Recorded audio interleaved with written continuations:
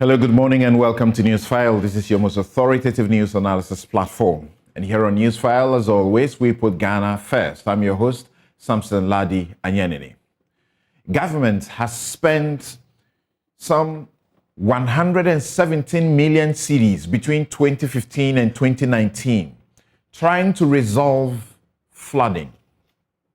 That's according to a special audit by the Auditor General.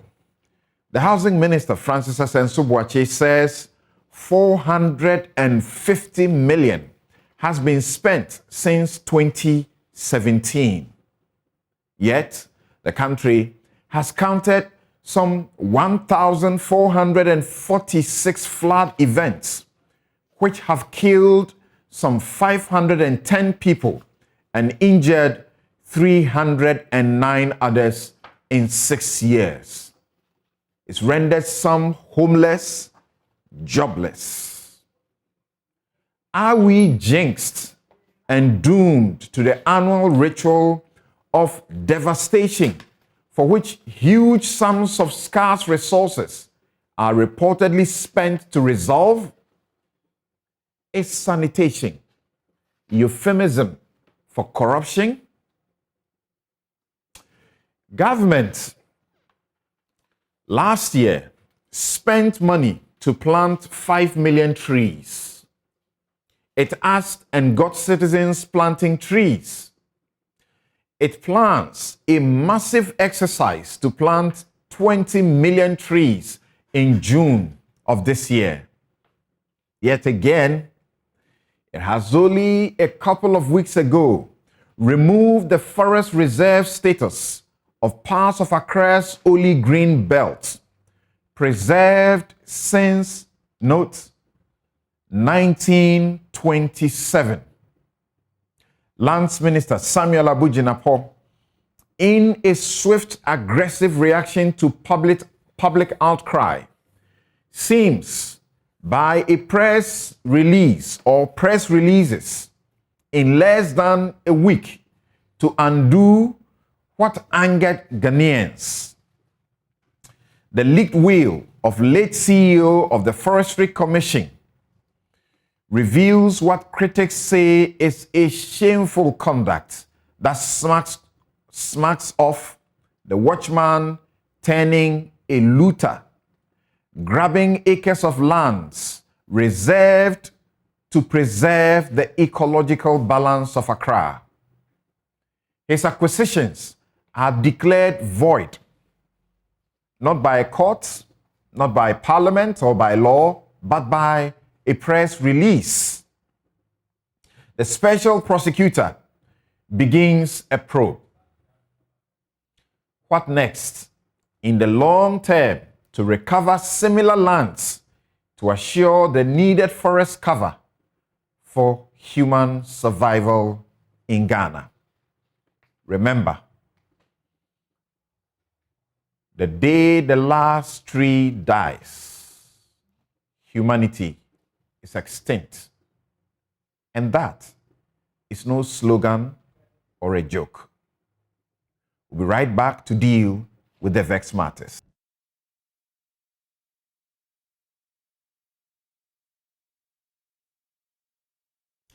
You're welcome back. This is Newsfile. It's your most authoritative news analysis platform. And as we always do on Newsfile, we put Ghana first. And here is Samson's take. I title it, Tame the Sinful Greed, End the Thievery. About a decade ago, I hosted a heated debate on this show about public office holders grabbing state lands, and for a pittance. It was turned into the usual ugly, mindless, nation-wrecking political equalization game. MPP officials who stood accused dug out documents pointing to NDC officials as having also benefited from a similar scheme, land grabbing scheme. That's the low-life stupidity and arrant nonsense corrupt politicians and their misguided loyalists subject the good people of Ghana to daily on radio and TV. So how exactly is a competition in which of the duopoly has more thieving officials a solution to the rot they supervise, to impoverish Ghanaians?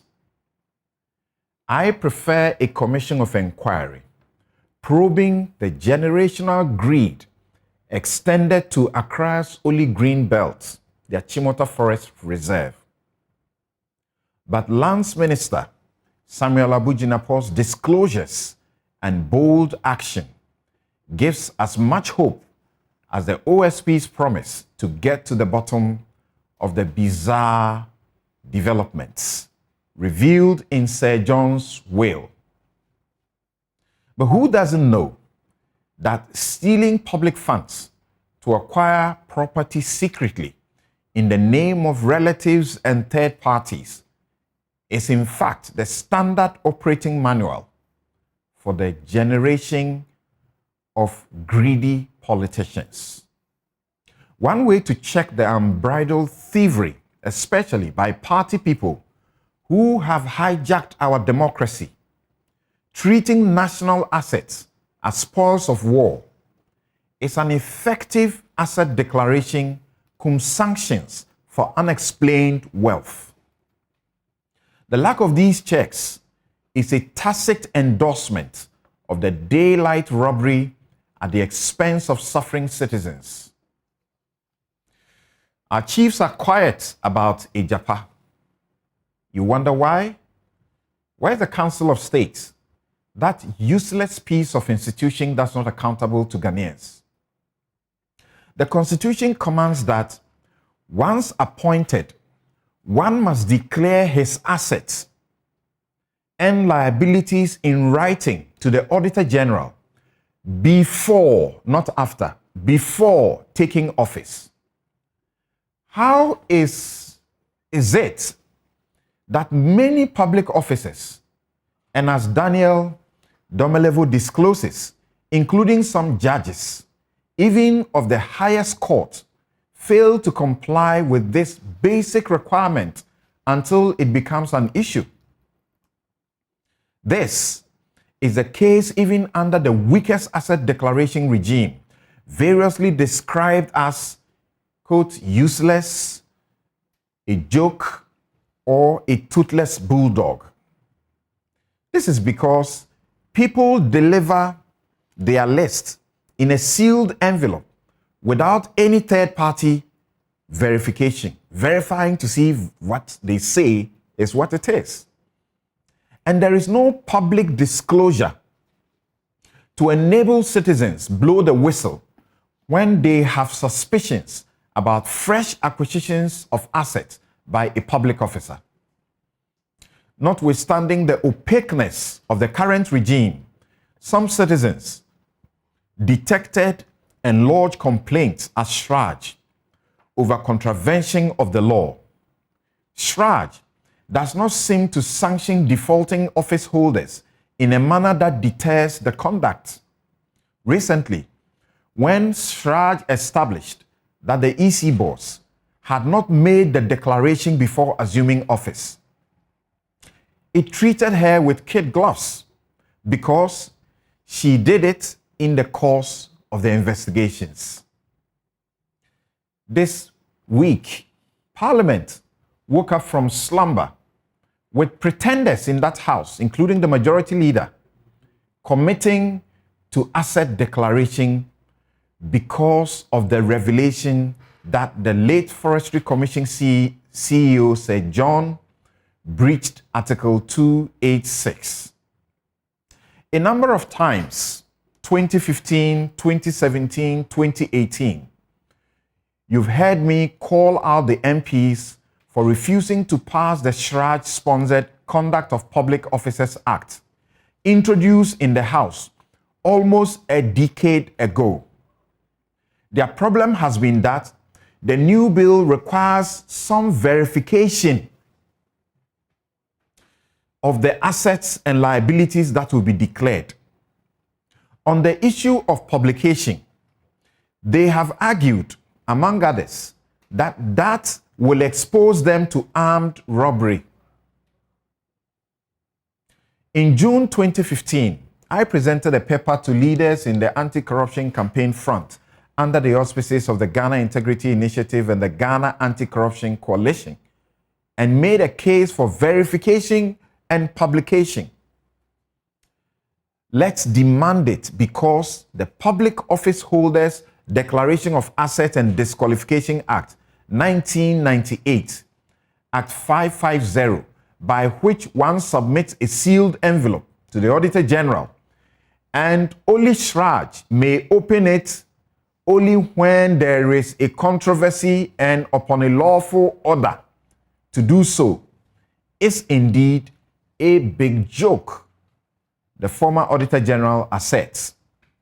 This law, I repeat, without any equivocation, is the single most useless piece of legislation passed either by a lousy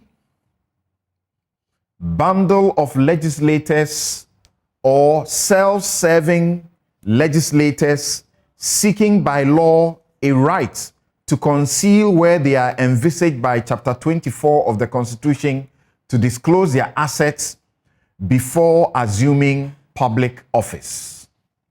Clearly, if what is declared is not verified and publicized, there is no need for the declaration at all. The current law, ironically, preserves a public officer's right to conceal where he ought to disclose. If there is no verification by the custodian, the Auditor General, and publication of such assets and liabilities, for example, in the Gazette, how will members of the public get to know what is declared in order to complain, if at all?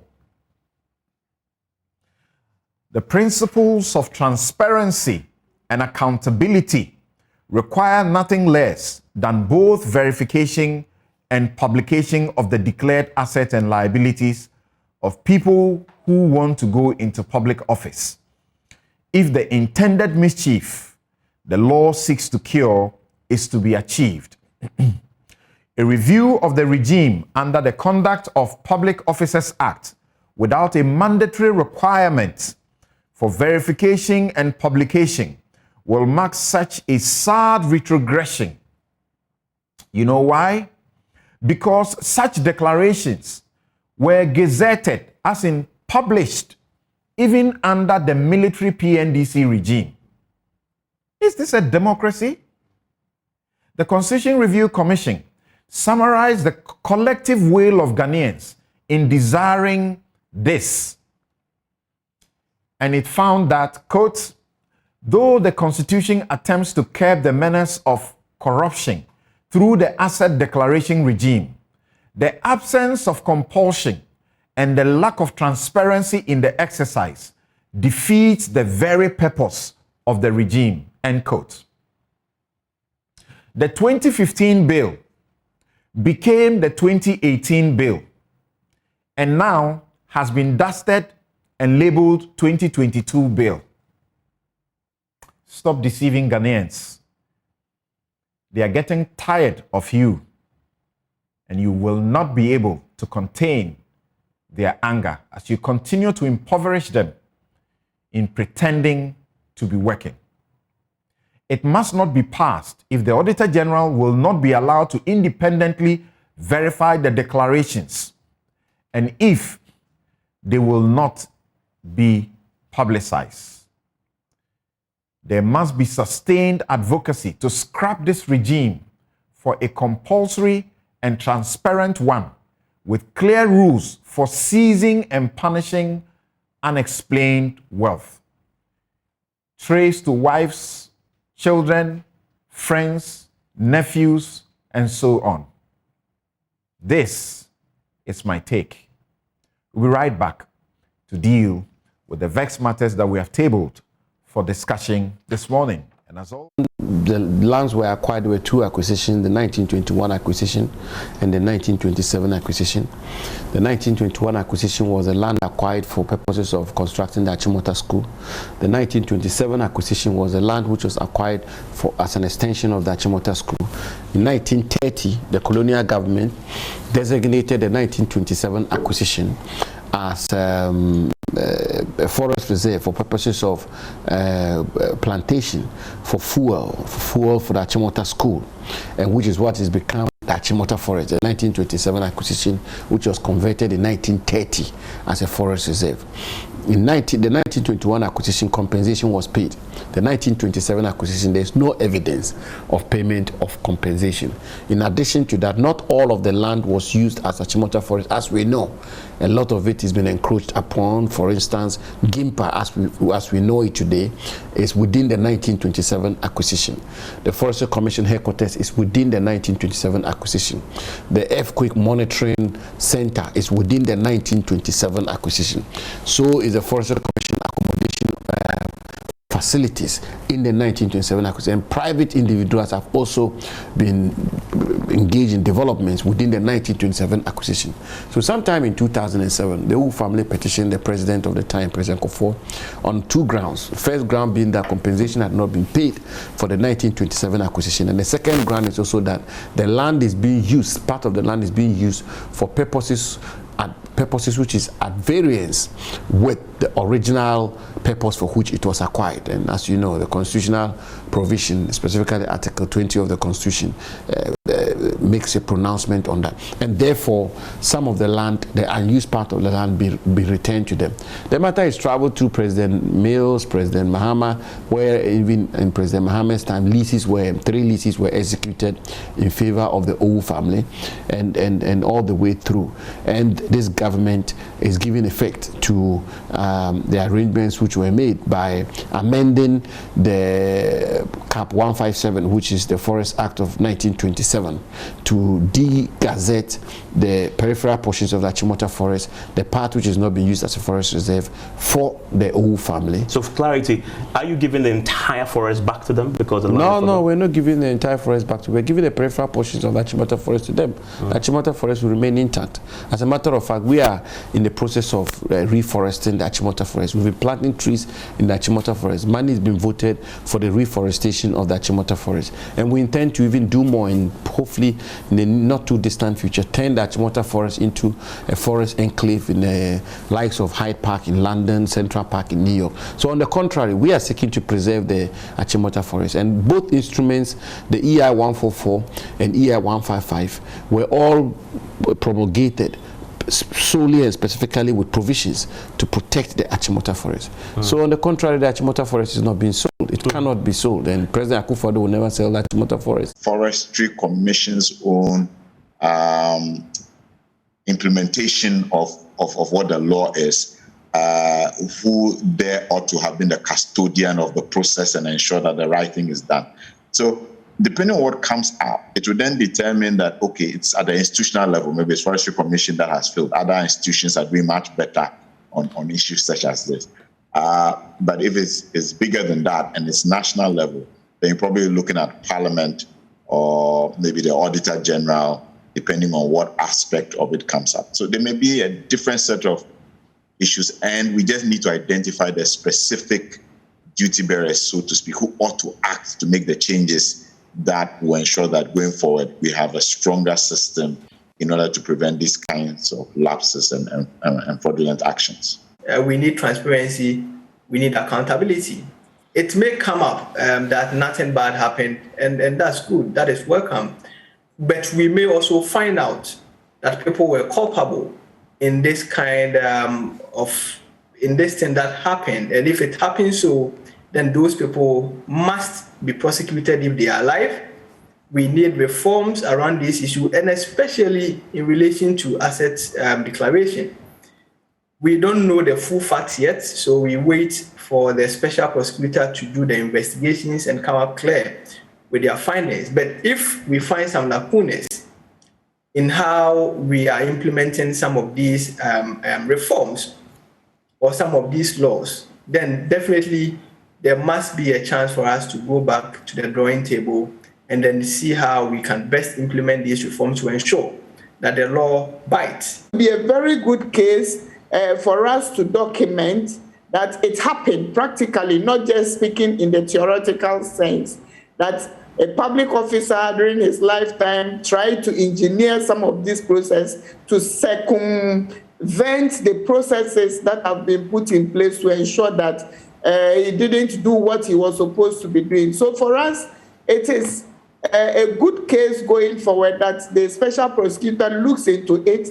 The investigation goes beyond just Sir John because there are other interests involved. There is one who is mentioned, a certain Mr. Charles Owusu, and the various companies which have been mentioned, which you alluded to in your introductory remarks.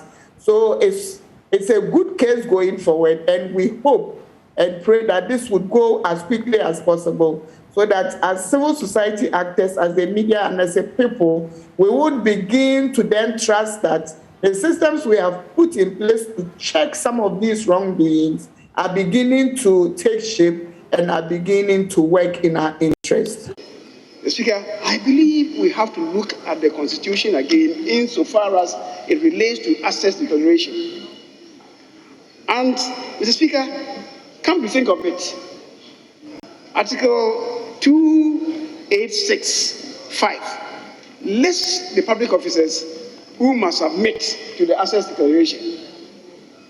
Mr. Speaker, curiously, some notable officers are left out. For instance, the Council of State, they are not there. Serious Fraud Office, they are watchmen in the system. The Special Prosecutor,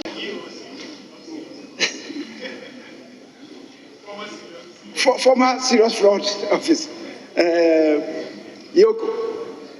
Now, Mr. Speaker, they are watchmen in the system. We should have a system to watch the watchmen. And yet the Constitution does not require them to submit themselves to this. Even now, the MMDCs, they are not there.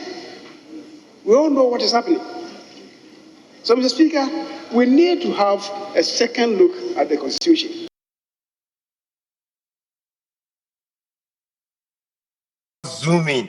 Don't forget, the higher the number, then the less chances that somebody can just, don't forget, as the investigations go on, people will call people in the deep of the night. Hey, this one is our son. This trio. If you reveal this guy, you're going to embarrass our society, our community, and all that. So the higher the number of institutions, the better. That in itself serves as a bulwark against some of the influences that the investigators will come across, okay? So it's all good. Evans, remember the American one, as I stated at the beginning, 7 institutions investigated Donald Trump's elections as to whether there was foreign influence. And they all came out with their findings. So let's go for it, okay? Maybe at the end of this, we'll see that even before the institutions get started, you see that there's a new sense of excitement, and like the word you use, the right word, the energy the minister is brought into it. Yes, let's ride on it, okay? There's no turning back. In the course of the week, many people have been speaking about this issue. There's been such huge public outcry, and that has compelled the minister to issue many statements. Those statements have been applauded, but is that where it ought to end? So you heard first the minister, Abu Jinapor Samuel. You heard Edem Senanu, anti-corruption campaigner. You heard Gilfred Esiama of the Corruption Watch. You heard also Mariada of the Ghana Integrity Initiative. You heard Che Mensa Bonsu, just pretending in that House of Parliament that something needs to be done that has not been done. Truth is, what we have now, you are not even complying. So what are you doing?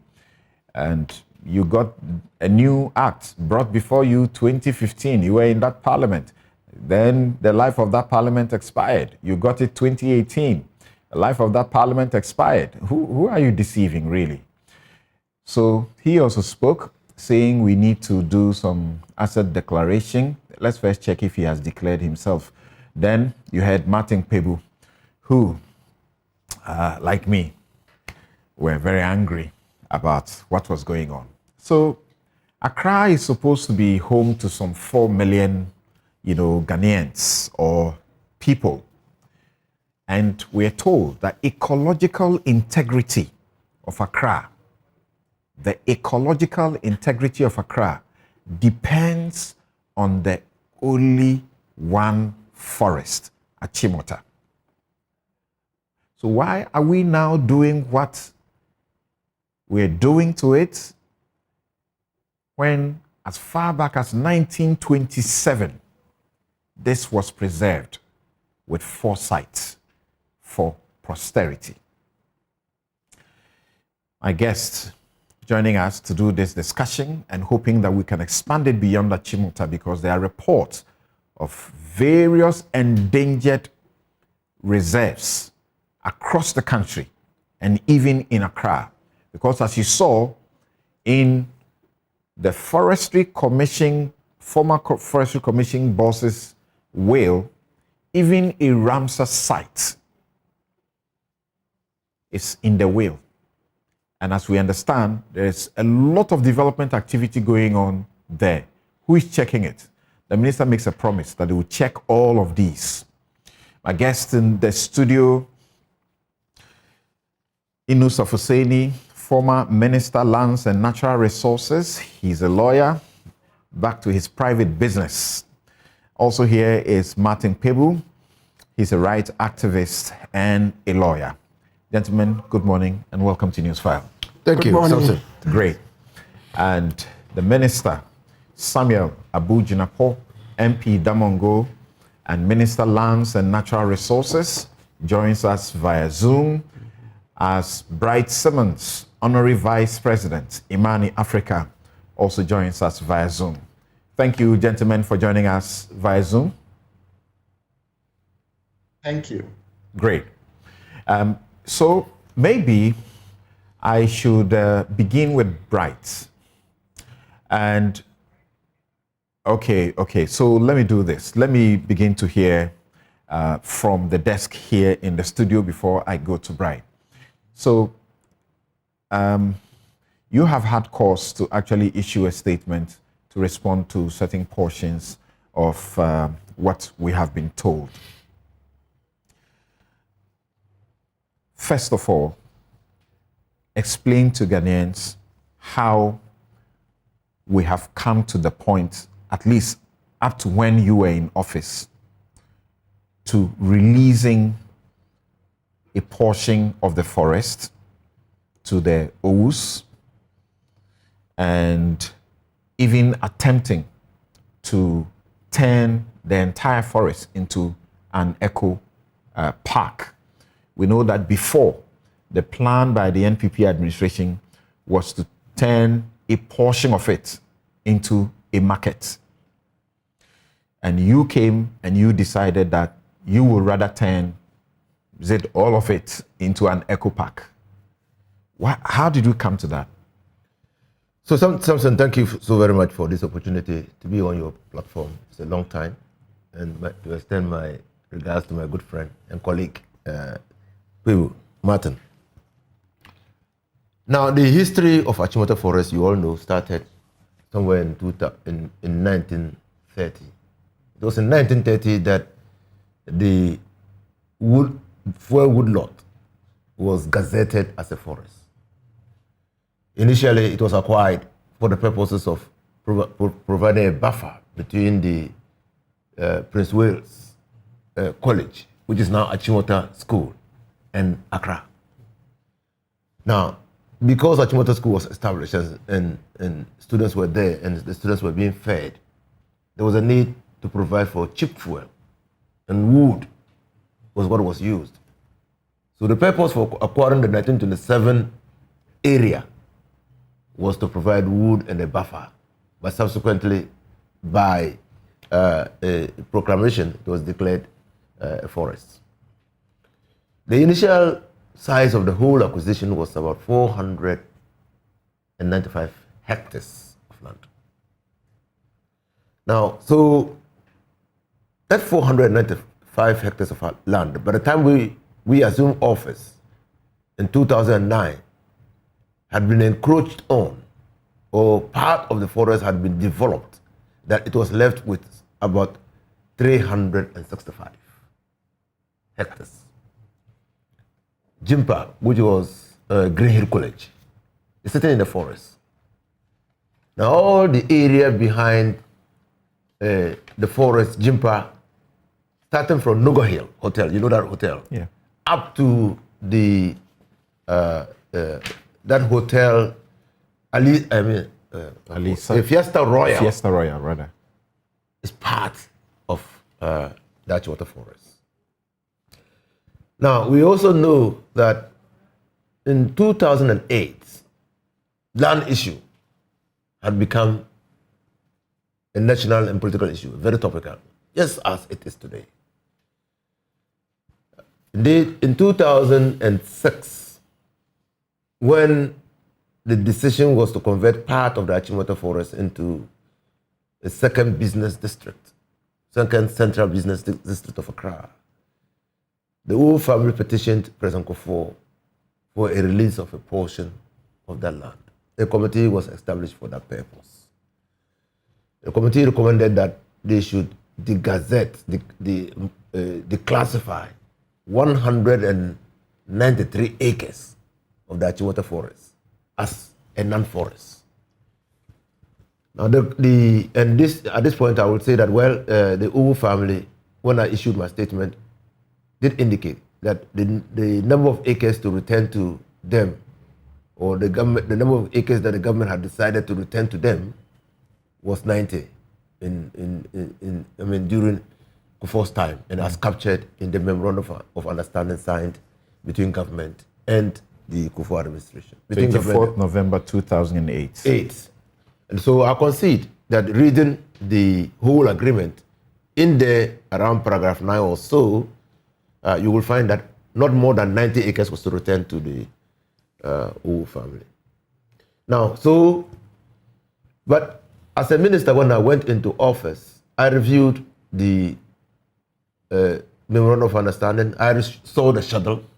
The schedule clearly indicated that 100... So because they lost power, they couldn't continue? They couldn't continue. You came into office. Yeah. Right. I reviewed the schedule. The schedule clearly indicated that 193 acres was to be taken from the Achimota forest. Probably that was what made me think that the whole of 193 was to go to the whole family. Now, when we came into office, and before we came into office, the government had decided, and the government of John Evans Atta Mills had decided, that if we came into office, we would stop the alienation of land, the alienation or sale of land. And so you will realize. Because it became a heated debate. And it was discovered that politicians and the elites rich in our society, influential, were the ones buying the state lands. So there was a total freeze, a total ban under John Evans Atta Mills, and a reversal of some of the earlier decisions of government. A mention can be made of the International Student Hostel. That's right. You are grown enough to know that we had an International Student Hostel which was demolished and land petitioned and given to public officers. Now that area where the International Student Hostel was sited is now the Ministry of Foreign Affairs. Okay, you remember the La Wallens issue, right? And the constitution and building of that place as an AU village. Who owns those buildings now? We don't know. Okay, you remember the cantonment lands, which motivated, the grant of which motivated some members of the party to send Jake Obichibilante to court. So Atta Mills placed a ban. Okujeto Ablakwa and Omane Boama. Good. So in 2011, discussions, when NDC was preparing for the 2012 elections, discussions were afoot on how to deal with public lands, and particularly the Achimota forests. Now, NDC took the view that the way to protect the forest was to change it or convert it into an ecotourism facility to be known as the Achimota Eco Park. Simply put, NDC's conception of the protection of the forest was to reduce the whole place into possession such that you could have eco lodges, you have a theme park, and you have a convention center. Because presently, as we speak, the forest is used by religious groups for prayers, communicating with their God. And so we thought that we should maintain that practice, but make it in an organized, sane way.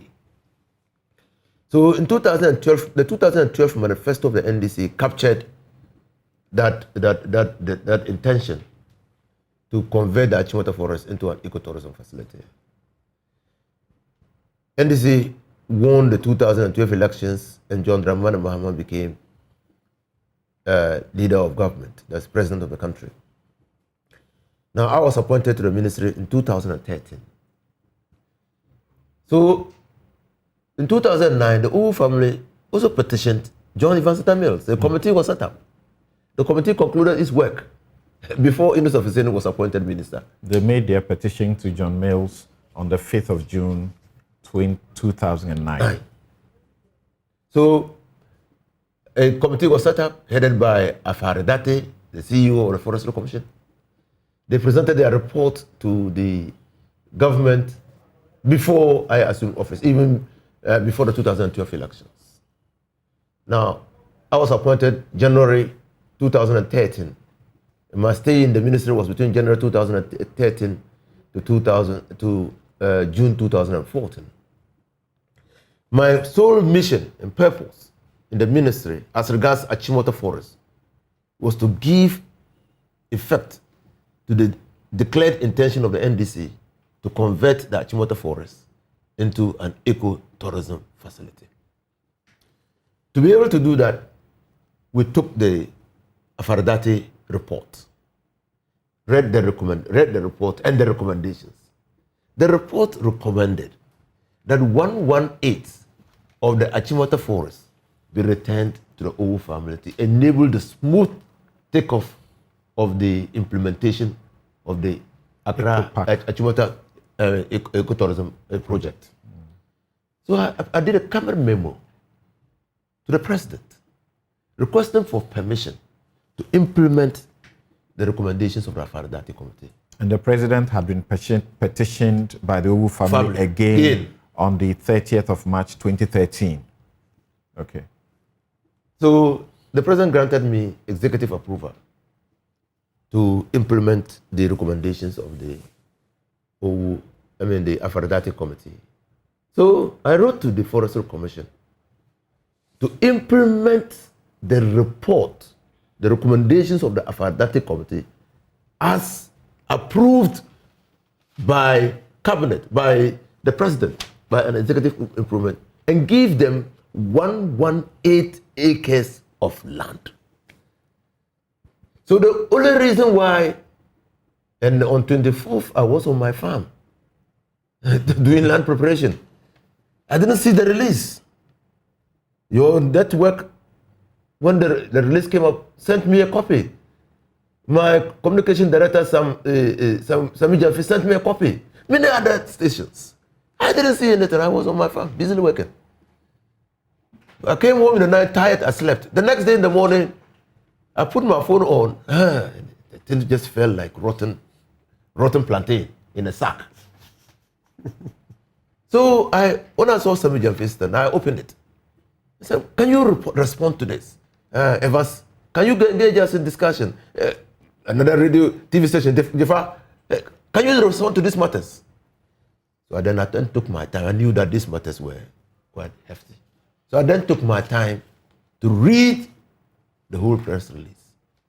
And my shock was that the Ministry of Lands and Natural Resources, by the statement signed by my brother Abu Jinapo, contained serious innuendos and imputations of criminality. Serious. But look, it was factual. It was not factual.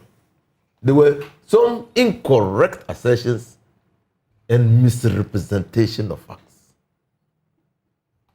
And the criminal imputation of criminal intent was contained clearly in paragraph 26. And you will read the paragraph 26 of the release, you will be left in no doubt. By a letter dated 4th April 2014, the then Minister for Lands and Natural Resources, Honorable Alhaji Yunus Afuseni MP, wrote to the Lands Commission to amend its records to reflect the grants made to the O family. What's criminal here? First of all, there is no such thing in my letter of 4th April 2014. The letter of 4th April 2014, that's the last paragraph, was that kindly take note and amend your records accordingly to reflect the said transaction. The said transaction, not even transactions, the said transaction. And it precedes a paragraph which says that in view of the above, and I had recited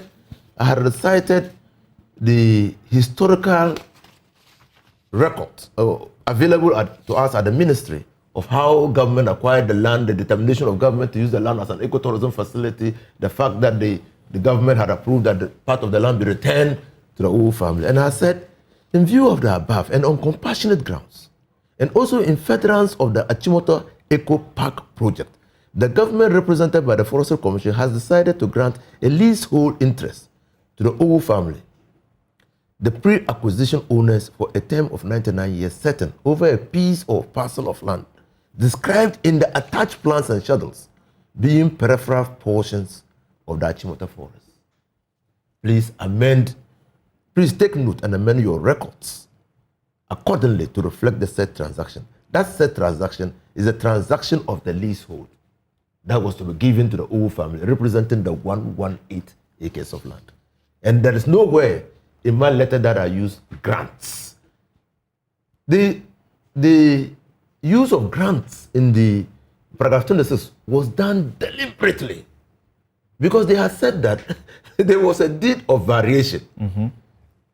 Yes, yeah. There was a deed of variation. Paragraph 25. Okay, that was signed between the Forestry Commission and the Owu family to grant them a further portion of the land. 50.09 acres. And that subsequently there was another issue about the root of title and the exact size of the forest. And then Forestry Commission had again given them part of the land. And that in total, the land granted the Forestry Commission came to 198 point something, I don't know, 198 acres. That is the reason why the word grants is used in paragraph 26. That's the reason. For me to rectify. So those of you who have the benefit of the television, on your screens, we are showing the various precedents under whom the O family made a petition and the corresponding increase of the acreage that was given. So from Kufuor in 2007 to Akufo-Addo in 2022, you will see it beginning with 90 and ending with 361.3 acres. Yes, let's go ahead. Yes. So during the time that I was at the Ministry of Lands and Natural Resources, and at the time that I left there in June, the only committee that I set up at the ministry was the Strategic Development Committee to implement the Achimota Eco Park project, headed by my able deputy, Barbara Sewa Asamoah. That was the only committee. All others were committees set up which predated me. And I mean, and you know only about 118. 118. Okay. And I mean, it will even be a matter of extreme betrayal of trust and confidence. If a public officer, you go to the president, appointee of the president, you go to the president for approval to implement a recommendation of a committee, and the president gives you approval for the implementation of a certain number or portion, determined portion, then you as a minister you increase that number. I mean, if you want to increase that number, you have to go back. Because we all know the remit of Article 58 of the Constitution. We all know. You don't have, a minister doesn't have executive authority. You can't do that. Executive authority is vested in the president. And so, when I heard that, I thought that no. It was important for me to clear the air. And to state categorically that to all intents and purposes, my letter of 4th April dealt with 118. That at all material times that I was dealing with the Achimota forest, as regards the conversion of the forest into an ecotourism facility, the number of acres to be returned to the Owu family was 118. And I know as a matter of fact that 118 acres of land was returned to the Owu family. And that 118 acres of land was registered in the name of the Owu's family at the Lands Commission. And that there is a land title certificate to that. 118 acres of land, as a matter of fact. And so, for the minister to have said that all this time... The public want to go through the history and then come to the propriety. Okay. The public has been asking for explanations as to the increasing acreage from one government to the next after each petition is made. The minister appears to give very useful disclosure on how the increases occurred. What will you say? Because I mentioned to you his statements contain facts, and you said some of the facts were misconstrued and so on and so forth. Some of them were inaccurate, and you point to paragraph 24. Now, 26, right. Now, what did you know led to the original 90 acres as agreed by the Kufuor regime to be granted to the Owu family? Well, what led to the increase from that? From 90 to what? From 90 to the 118. No, so let's come back. The Kufuor administration actually wanted to declassify 193 acres of the Achimota forest. 193 acres of the Achimota forest. But gave 90. 90 out of the 193 acres to return 90 to the Owu family. What they were going to do with the 103 acres of land, I have no idea. In the letter, it stated that they will do highway, central business district, and the agreement. Exactly. Yeah. Okay. But I am speaking specific to what let me come. Was granted to the Owu family. I'm coming. So NDC was not going to do a central business district. Okay? So NDC assessed the impact on the forest under Kufuor's regime to be 193 acres of land. That was the impact on the forest. So NDC's view was that we should reduce the impact on the forest. And the impact of the forest was reduced by returning only 118 acres of land. Okay? I understand that the Authoritative Committee also said they were compensating for loss of prime land. I did not share that view with them. But you were a minister. I was minister. I did not share. You didn't see. No. Which one? I thought you were a minister. Forestry is under your. And I didn't see what? That Authoritative agreed to give more. I'm explaining the more. I'm explaining that 193 was to impact the forest. Okay? 118 was Afaradati's report. Our assessment of the 118 as against 193 was that it was going to have a lesser impact on the forest. Now, from the escalation from 90 to 90 to 118 was that they were compensating for loss of prime area. Okay? But that I didn't agree with them on that. There's something I didn't want to do, but I think I should do it. Okay. Now, let's do this. Let me read a bit of what the minister released and spoke about.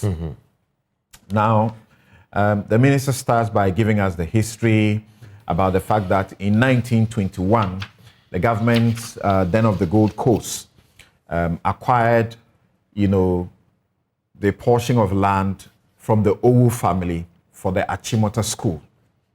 Then later, in 1927, 1921, then 1927, it acquired another parcel, approximately 1,185 acres as an extension to the Achimota school. And this is what later you found, in 1930, a process making it to become the fuel wood plantation, as in the reserve. Then he refers us to the fact that August 14, 2006, the Owu family made a petition to President Kufuor. Now, he says, whilst that petition was pending, in September 2007, that's a year later, they came requesting release of portion of the Achimota forest adjoining the Tetekwashi Malam motorway. Now, he says, following the second petition, the Office of the President held consultations with the family and other relevant state agencies, including the Forestry Commission and the Lands Commission. It was recommended, following these consultations, that due to, quote, the choked nature of the current Accra Central Business District and the reconstruction of the Tetekwashi Malam motorway, a portion of the land forming part of the 1927 acquisition. Remember, there was a 21 acquisition for the school solely. So the 1927 acquisition, the Achimota Forest, should be redeveloped as a complementary business district to facilitate the decongestion of the Accra Central business, and appropriate benefit determined and accordingly extended to the Owu family, while at the same time preserving the Achimota forest, end quotes. Then it says that on this recommendation, the government, acting by then Minister for Lands and Forestry, Lands, Forestry and Mines, Esther Obeng Dapa, and the Owu family entered into an agreement on the 24th of November 2008, where government agreed to grant to the Owu family a lease over a portion of the forest reserve. That's 90 acres. 90 acres. This was on the 24th of November 2008. Then, on the 27th of November, the minister wrote to the Lands Commission, directing the commission to take the necessary steps to implement the agreement reached with the Owu family. However, the lease could not be executed due to change of government. He says, following government's failure to execute the lease in favor of the family, as agreed, the family on the 5th of June 2009 submitted another petition to then President of the Republic, John Mills. Then in May 2011, the Minister for Lands and Natural Resources, Mike Hammer, constituted a special committee chaired by then Chief Executive Officer of the Forestry Commission, Samuel Afaridate, to consider the petition submitted by the family and to determine whether the petition was legitimate and the area to be granted to the family. The committee, after deliberation, concluded that, quote, the request for the release of a portion of the land of Achimota Forest is legitimate and reasonable for consideration, end quote. The committee, however, found that the area the family was requesting, that is the portion of the land adjoining the Noga Hill Hotel area along the Tetekwashi Malam motorway, is, quote, a prime section of the forest of the reserve where the forest is richest, end quote. So now see what is leading to the change to increase the acreage from 90. The committee therefore recommended that the area opposite Gimpa, up the University of Ghana boundary, and the area bordering the Abofu community, adjoining the Forestry Commission Regional Office, and behind the staff bungalows, measuring 118.023 acres, which the committee described as, quote, the peripheral sections, end quote, be granted to the family. So remember, it was 90, but because of some reasons and the original grant of 90 being the richest portions of the forest, a decision was now later taken to change that place and give them another place. Giving them the new place led to giving them 118 instead of the 90. Says the committee described this 118 place as the peripheral sections, and that was what to be granted to the family, and that steps should be taken to reserve the granted portion after the grant. The commission noted that although the land being granted to the family exceeded the original 90 acres agreed in 2008, it was, quote, a fair compromise to make up for the loss of the prime areas of the Eco Park project. So this is an explanation, a fair compromise. Then let's come to a further increase, how we got to a further increase from the 118. It says on the 20th of March 2013, the family again petitioned then President John Dramani Mahama for the release of portions of the land. Desirous of converting the forest reserve into an eco park, a concept which was conceived sometime in 2011, the then Minister for Lands and Natural Resources, Alhaji Yunus Hussaini, constituted a strategic development committee chaired by the then Deputy Minister for Lands and Natural Resources, Barbara Sewa Samoa, to develop a strategy and roadmap for executing the Eco Park project. The committee, as part of its work, considered the report of the 2011 Special Committee and agreed with all the recommendations of the committee.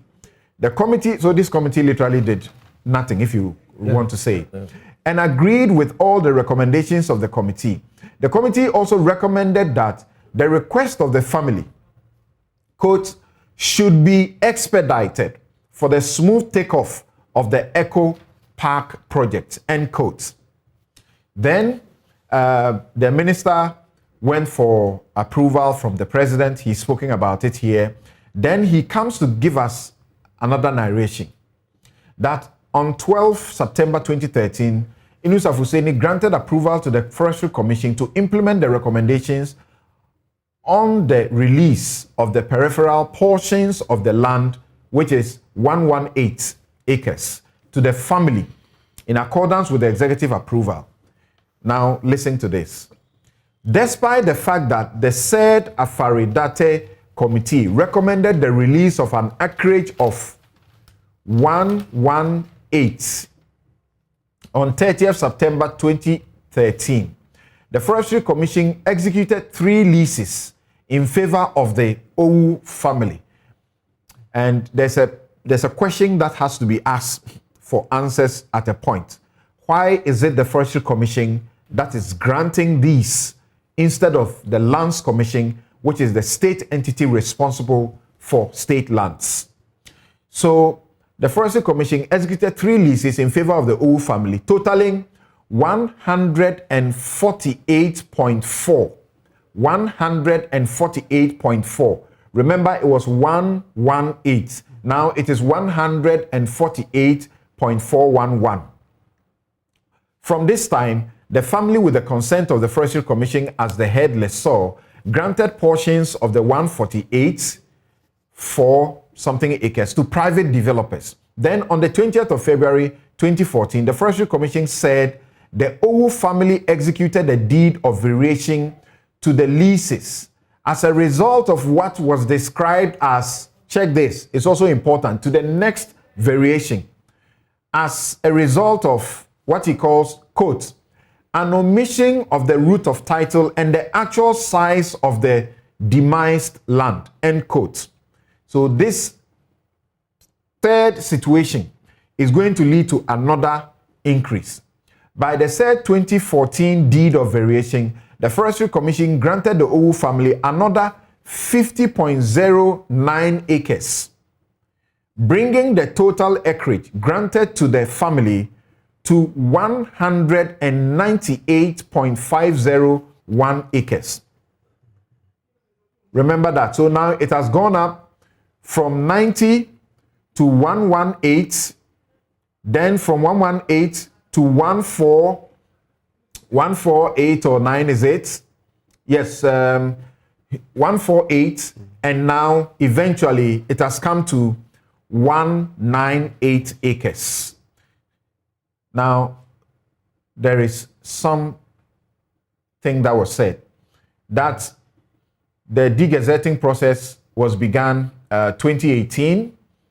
Then it says that while the draft executive instrument was receiving attention, the Forestry Commission on 3rd May 2018 wrote to the Owu family indicating that portions of the land leased to them, particularly the nursery and the seismology station, were ecologically sensitive areas requiring critical protection by the Commission, but were, quote, inadvertently allocated. So they are saying, we gave you something we shouldn't have given you.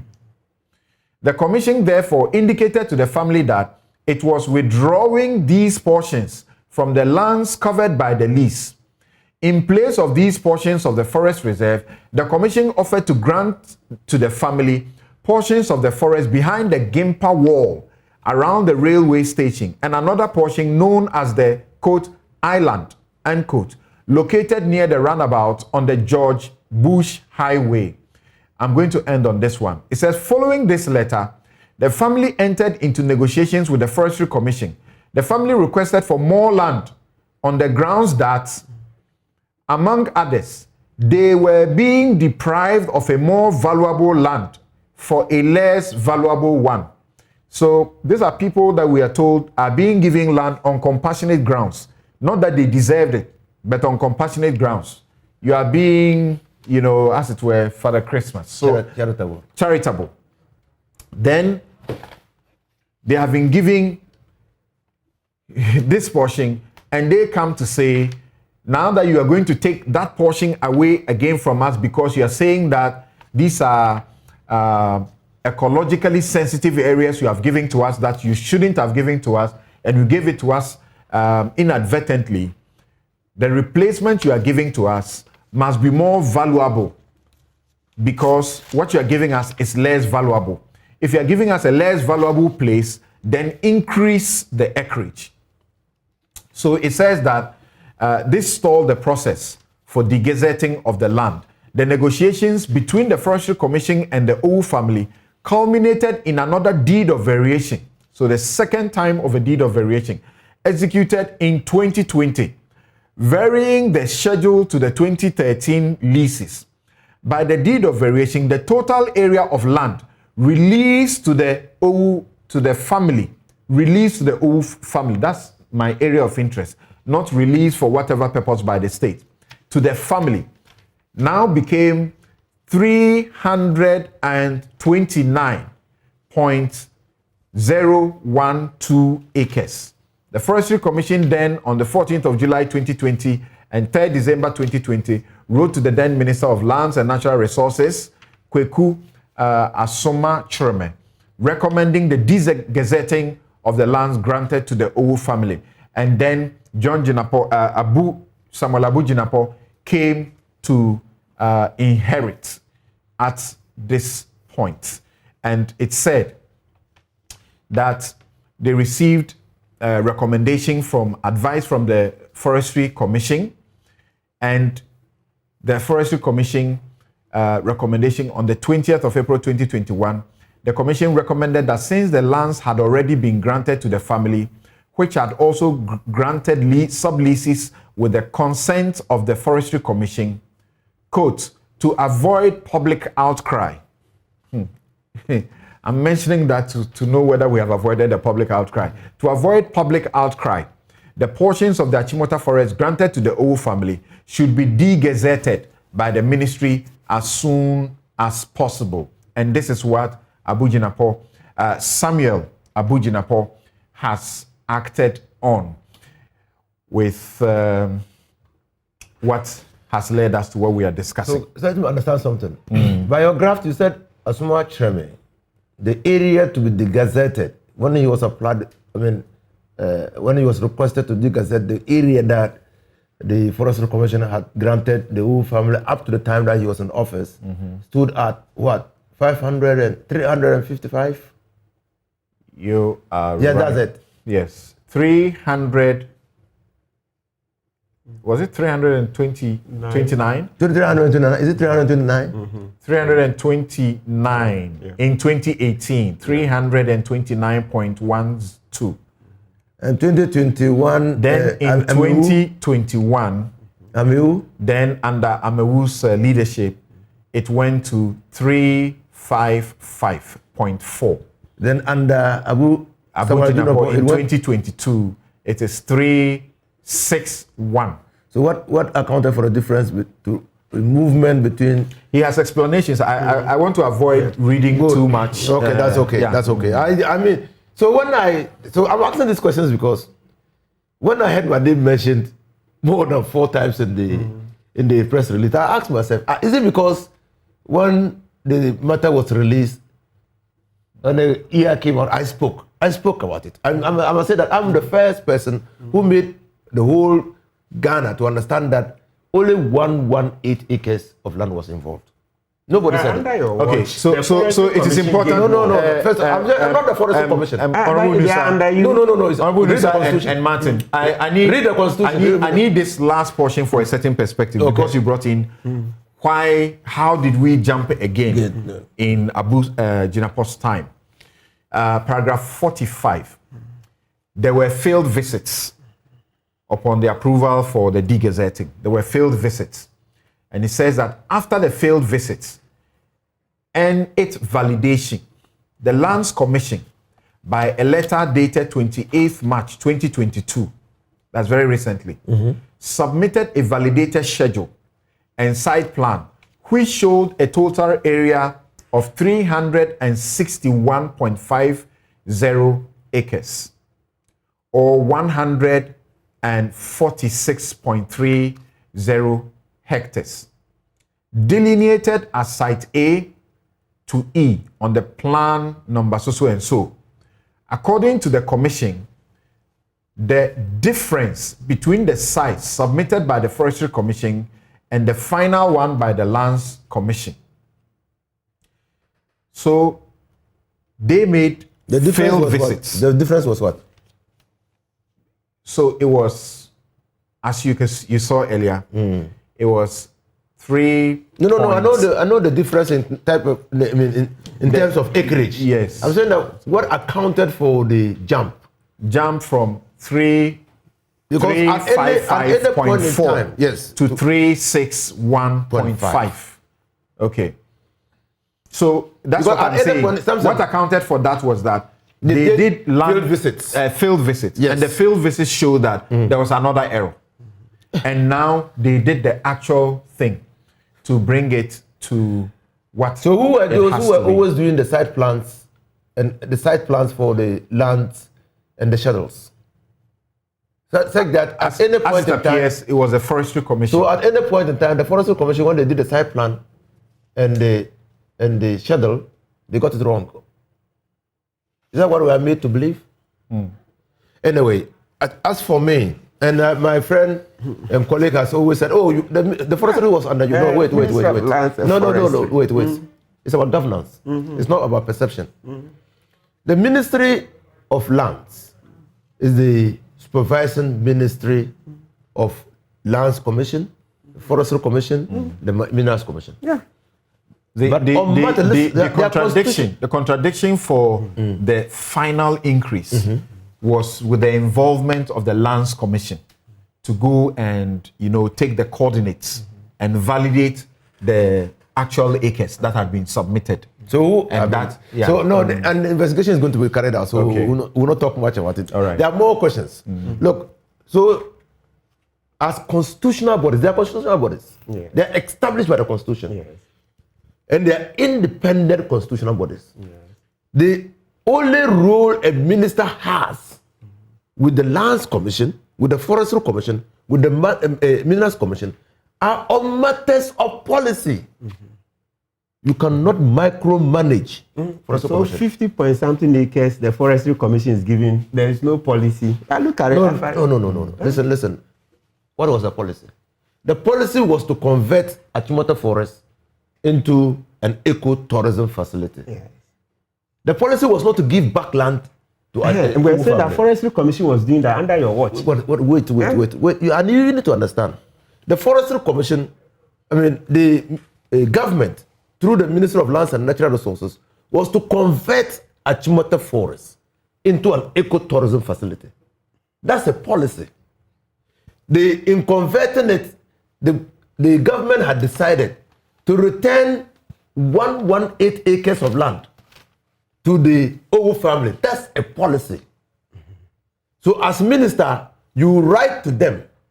Government policy is to convert the ecotourism facility, Achimota Forest, into an ecotourism facility. And government has decided, and that's another policy, to return 118 acres of land to the Honorable. 20th February 2014, the Forestry Commission gave do we extra. Do we have Samson Lardy joining us now so that we can take that is not a government. another perspective from him? Government policy, particularly on the increases of the that's not the acreage. government policy. So that's how they have to come to explain how it happened. But you were in charge at the ministry. I was in charge at the ministry, but I was not in charge at the Forestry Commission. Oh, that one there. This one is hard. It's hard. No, there's So Martin, let's hear you now. From all the releases from the ministry, disclosures that we have become aware of, what's your reading of all of this? Yeah, so the first one is good Honorable is here. Honorable is my good friend, good friend. But this one, let me start from the one I've been trying to get more clarifications from me. I'm not in the least impressed that Honorable sat in office under his watch on 20th of February 2014. The commission went ahead, Forestry Commission, then they gave more land. They say, by the said 2014 deed of variation, the Forestry Commission granted the Owu family another 50.09, so let's just say 50 acres. I've read that. Yeah. Bringing the total acreage to 198. So, Honorable, at that time you were in office. 20th February 2014, you were in office. You said you left in June, under your watch. That's what we want to hold you accountable for. It can't happen. Such a huge 50 acres. Honorable, it's not one plot. You can't. Okay. And you see, we have the national security apparatus, let me bring Samuel Abujinapo on now. Saw this. Let me bring Samuel Abujinapo on now. Thank you very much for joining us this morning. If you can help us first with what went into the eventual, increase under your watch, what would you say? So thank you very much, my good friend Samson. And let me say a very good morning to your panelists, my senior colleague, the Honorable Minister Fusteni, and the respected activist, Mr. Martin Pebu, and others. And also to say good morning to your cherished listeners and viewers, and to plead with you that I've been a bit reluctant in contributing, and just to allow me to make a point or two, and if there are one or two more questions, you can wrap it there, because I think I've said enough on this matter.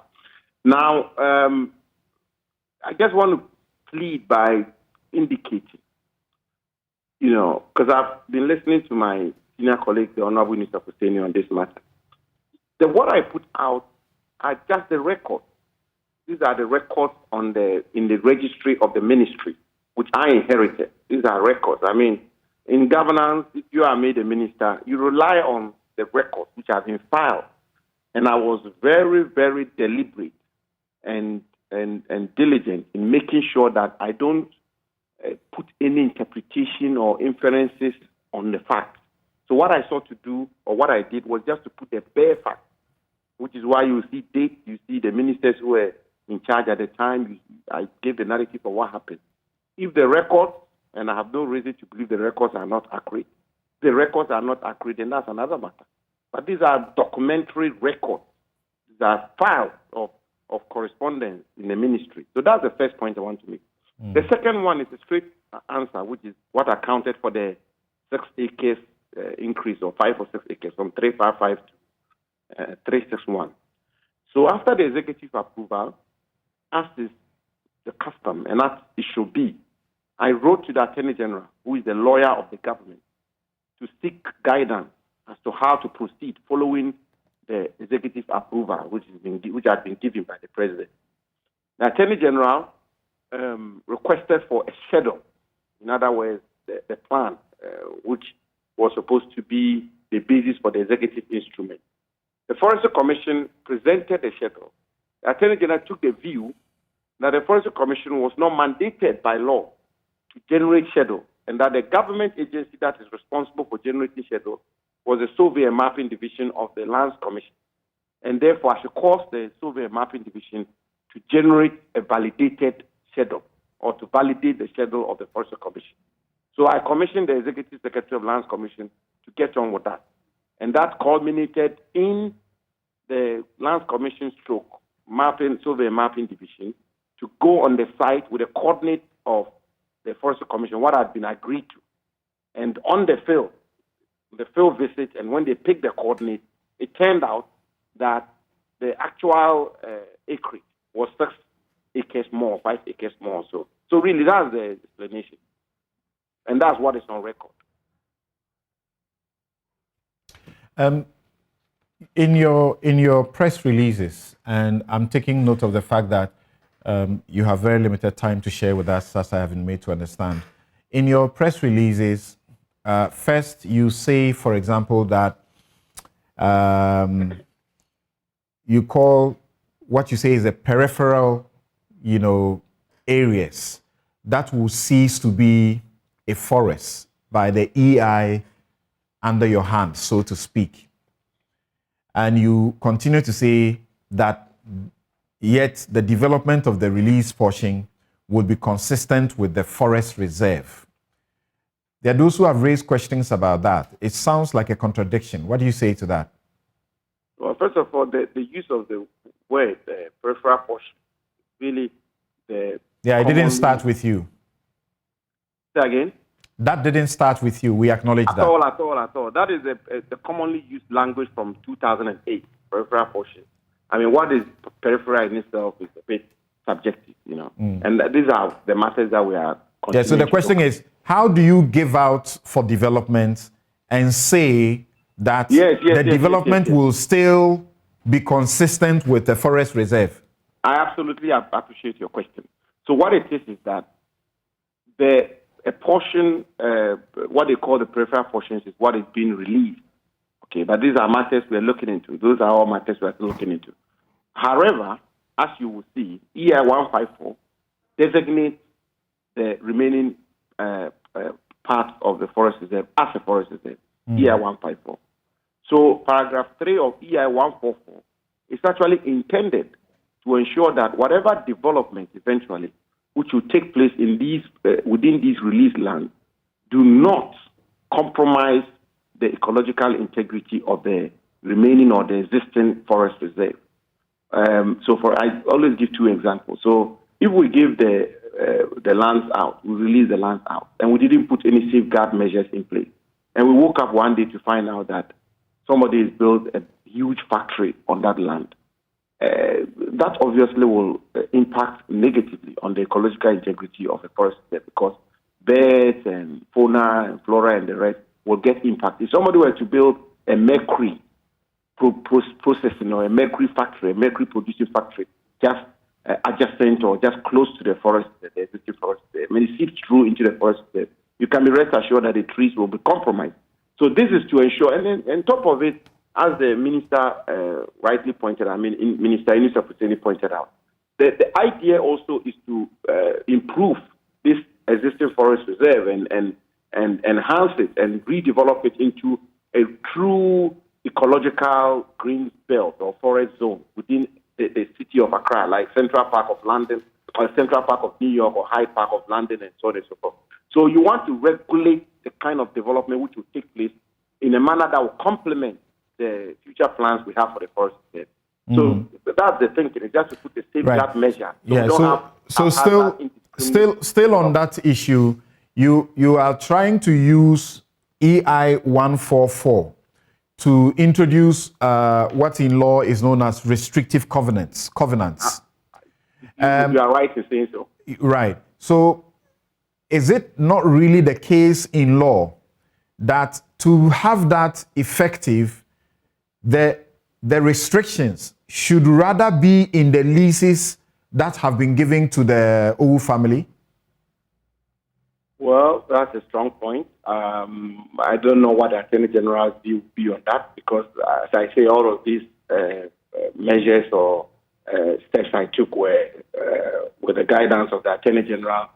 It may be something that we can look at. Nothing stops us from introducing further covenants in the leases that have been given, and if there will be any further leases, that is something we should pay attention to. But I think it's early days yet. I think we should cross this hurdle of examining and interrogating the current issues. And if we are at a point where we are in a position to move forward, I believe your point is a strong one. Right. And one of the things that leads me to ask that question is that you would discover that even in 2006, when they made the first petition to President Kufuor, they spoke about the land having been encroached by developers.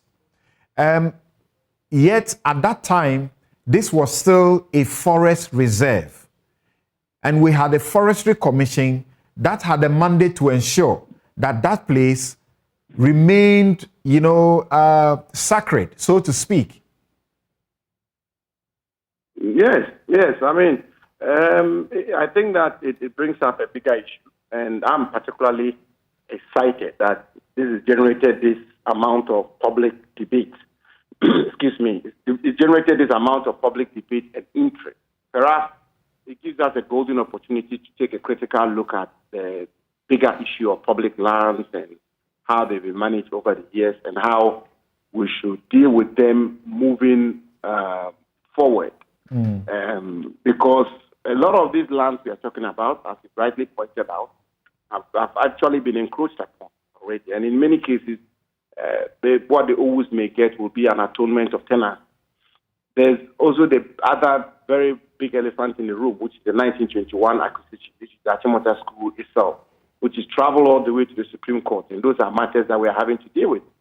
And Samson, if you permit me, one of the major issues I've had to deal with, and I believe that Minister Fuseni dealt with similar things when he was minister, is a question of public land tenure system, pre-acquisition owners, and how really to handle those matters. There's never been a single regional house of chiefs, and I've been to all the 16. There's not been a single regional house of chiefs I've visited where that has not been the biggest issue on the table, the most topical issue on the table, where the chiefs believe, rightly or wrongly, that this is their heritage, this is their birthright, land should be released to them. We've seen it in our very eyes in Accra, demonstrations getting violent, and I'm not going to give specific instances. So Achimota Forest and what it's come up with is one issue, but there's a bigger issue, and I believe that's where you are driving at, of public lands, how they are released, how they are managed, and so on and so forth.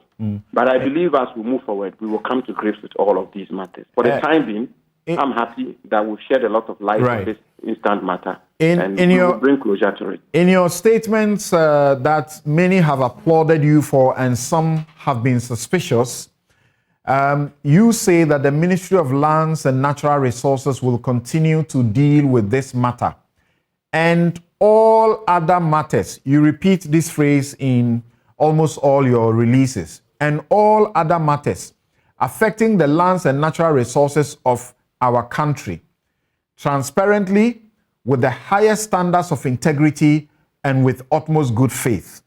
The question people are asking is, do you have the muscle from where you sit to be able to do this, knowing the widespread, invasion that has happened to state lands and reserve, the forest reserve in various places? Some of them have been mined.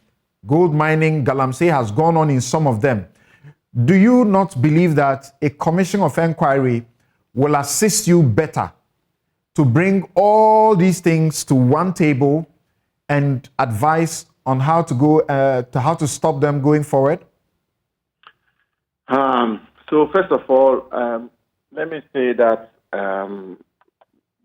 the responsibility or duty to protect and preserve, manage the lands and natural resources of our country, which truly continues to be the property of the Ghanaian people, the heritage of the Ghanaian people, and which is really all we have, will not, with the greatest of respect, rest on just me. I will have a role to play. There's no two ways about that, and a very important role to play. The government has a role to play. Media, as you are doing, you have a role to play. Civil society has a role to play.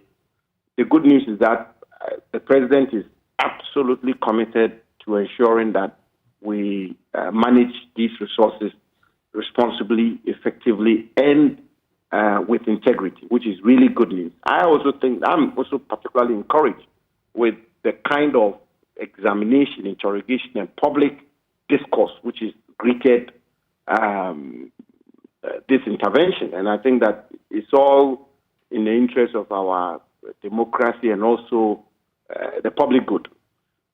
Commission of Inquiry, I think it's early days yet. I think something that we can continue to examine. They've been commissions of inquiries in the past. Let us also ask ourselves to what extent have they served their purposes. It will not be my decision to make eventually. I'm not sure that we can take that decision now. The most important thing is that the discourse is ongoing, and we are also trying to take the steps we think are proper, are in the national interest. We'll see where the chips will fall. In one of your releases, you have been categorical in saying that what is purported to have been acquired by Sir John Kwadwo late, both at Achimota Forest, either jointly with the Charles Owusu he talks about, or acquired under certain company names, the 5 acres and the rest of them, and the Ramsar site at Sakumano. You are saying that by those releases, you have declared them void, and you are asking the appropriate authorities to take steps to ensure that it remains void. The beneficiaries don't benefit from it. Do you think that is effective? It's absolutely effective. I mean, Article 257 or so of the Constitution makes the president the trustee of public lands in Ghana. So he's the, if you want, the manager of public lands in Ghana. And I, as his minister, have delegated powers, to manage the public lands of our country. And the Achimota Forest and the Ramsar sites continue to be public lands for us. Even this EI that has been executed, it doesn't pass title to the whole family. You still have to go through all kinds of processes in order to acquire title. And the circumstances, and I'm not going to get into all of them, I'm sure we're all familiar with the circumstances. The totality of the circumstances of this particular matter will mean that whatever transaction is supposed to have taken place, these properties which are supposed to be part of the estate of the late Sir John cannot stand. And I've written letters to the Lands Commission and Forest Commission. They've given effect to it already. So that matter is completely dealt with. Those properties will revert to the state. There are those who say that the most effective way is to undo the de-gazetting.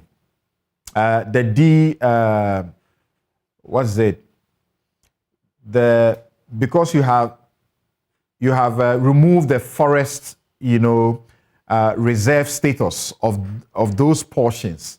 The effective way is to undo that by the EI 144 that you have done, so that we know that it's a place that's not touchable at all. If some developments have already taken place there, can't we afford to pay the people off if we have to pay the whole family? If they need, we have established that this is compassionate. It is not because they are entitled. So what is it? Is this not the most effective way, rather, so that you undo the law? I've heard that point of view. That is well noted. And let's see how events unfold. It's on the cards that there could be a rescission of EI 144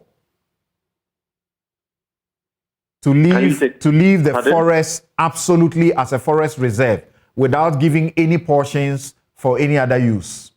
Well, as I've indicated to you, we have taken the steps that we deem appropriate and in the national interest. Those steps have been taken. We continue to examine this matter. I believe that it's early days yet. Let's be patient and see how events unfold. Maybe one or two more, and then I can, pause with you and move to my other guest. And thank you very much for your patience. We understand that you have a very important thing to attend to, but you still decided to give us some time. Now, it is said that even when it is a forest reserve, there are encroachments.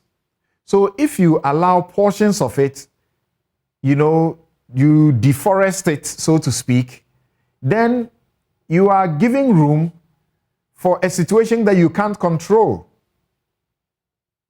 You will see that my 10-page, 49-paragraph statement sets the records very straight and gives the background and the history in a very copious manner.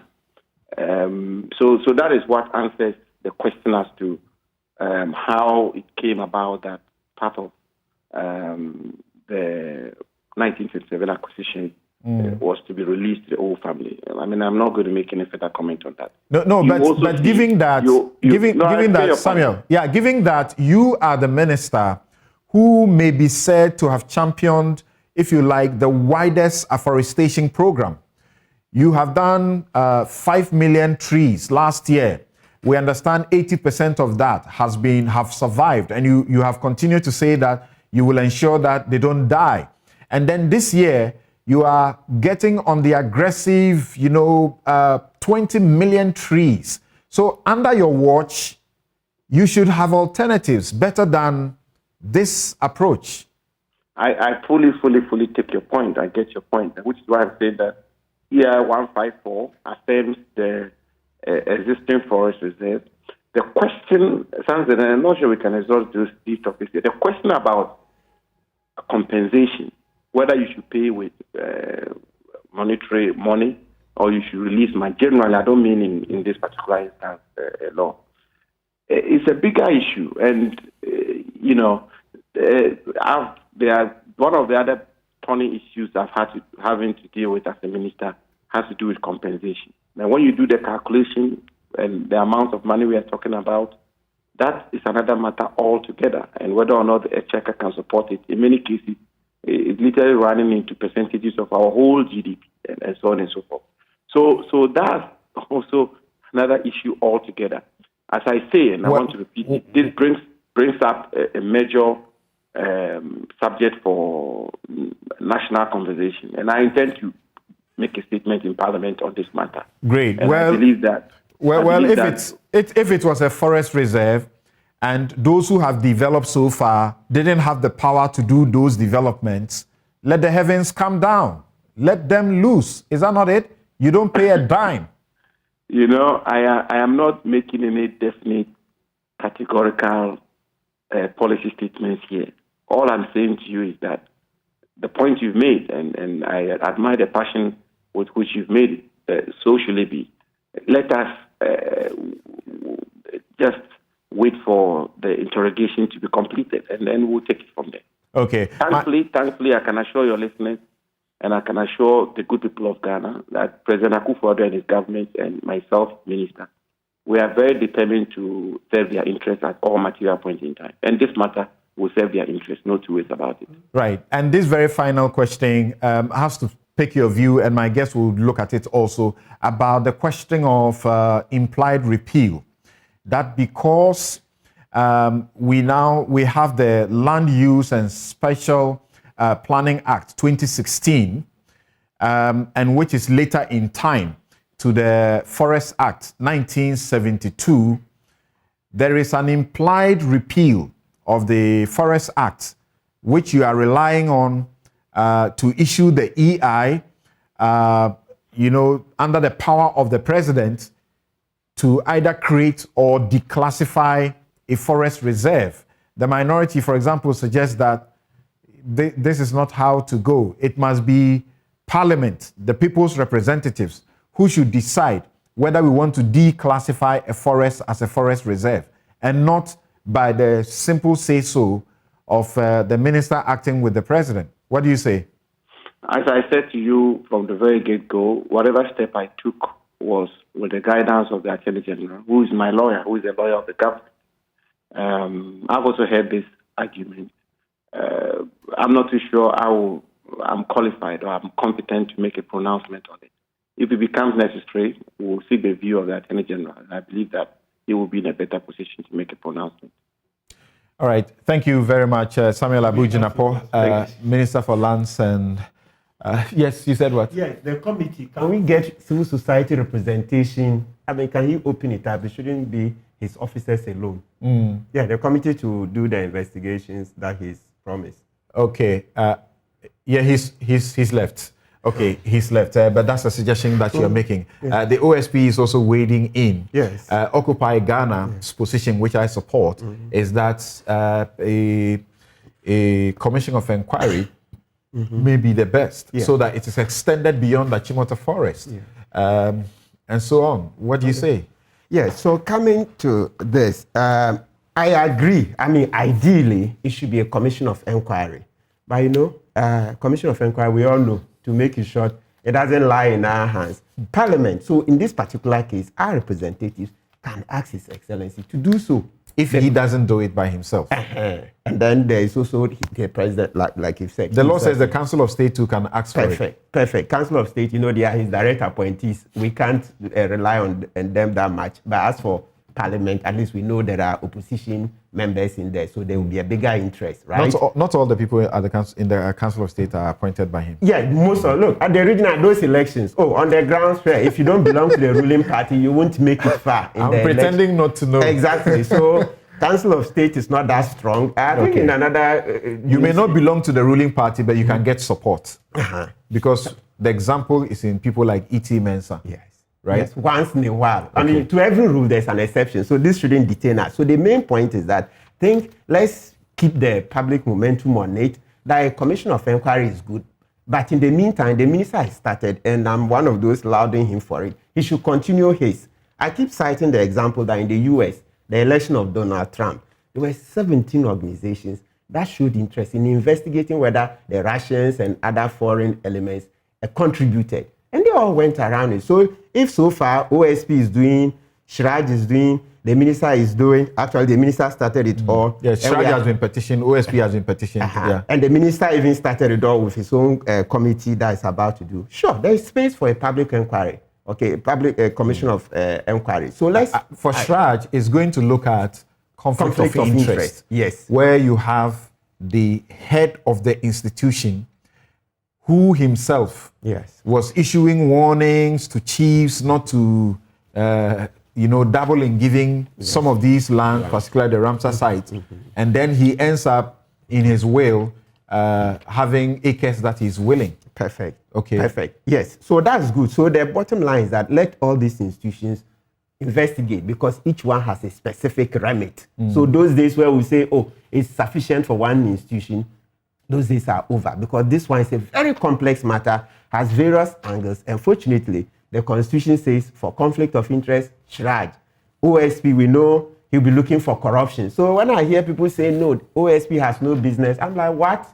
Shraj is not going to look at the corruption element in this particular case because they were petitioned for the conflict of interest. Let the OSP do the corruption. The minister is doing the holistic one. And let us continue to ask for the commission of OSP inquiry. is going to pursue those companies and individuals who are alive and whose names are in the will. Perfect. And as either joint owners or those who are owning it for Sir John or the beneficiaries. Yes, all of them. It's a good thing. It's a good thing, and I hope that Mr. Jabin will give it the best shot that he can because you know this is an exciting moment. Because you see, what Mr. Jinapor has done, he's kind of let or restored a bit of confidence of the populace in the government. Because you know, last year when around this time, getting to this time, when the president failed to sack this Kweku Amenu for what he did to us in this vaccine, since then it's been a downward spiral.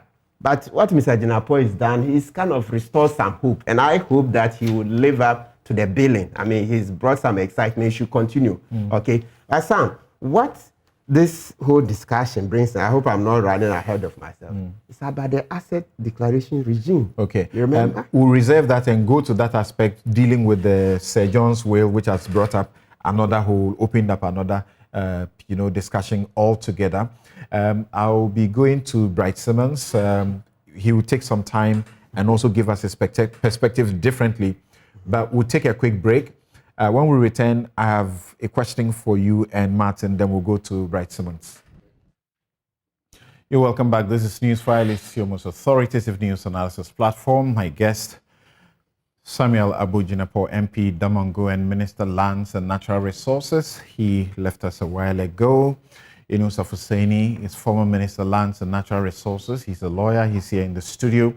Martin Pebu is a rights activist and a lawyer. He's here in the studio. And Bright Simmons is our man on Zoom, joining us now to give his take. He's Honorary Vice President of Imani Africa. And when Bright is done, I am asking Martin and Inusa Hussaini, who are lawyers, to share their views on why the process appears to have been led by the Forestry Commission when there's a Lands Commission, which is sort of the custodian, the state institution responsible for such processes. And that question is guided by some information suggesting that there were people within the Lands Commission who sort of declined when these matters came up and they were being asked to do the bidding of as it were, the president or whoever was commanding them to do what they needed to do. And some of them stood their grounds, and even at the risk of their jobs. And then it led to the Forestry Commission rather being the one taking the lead in granting leases over state lands. Something people say is unusual. Okay, so Bright, let's hear you. Thank you very much, Samson. So with your permission, I just want to go through a few slides because the kind of things I want to say, they are held by the illustrations on the screen. Excellent. Is that allowed? Excellent. Okay, thank you. So I think the Minister's general posture has been that the government has been very transparent and everything that is done has been in the public interest. So we have been reviewing the documents that impinge on this matter very carefully at Imani.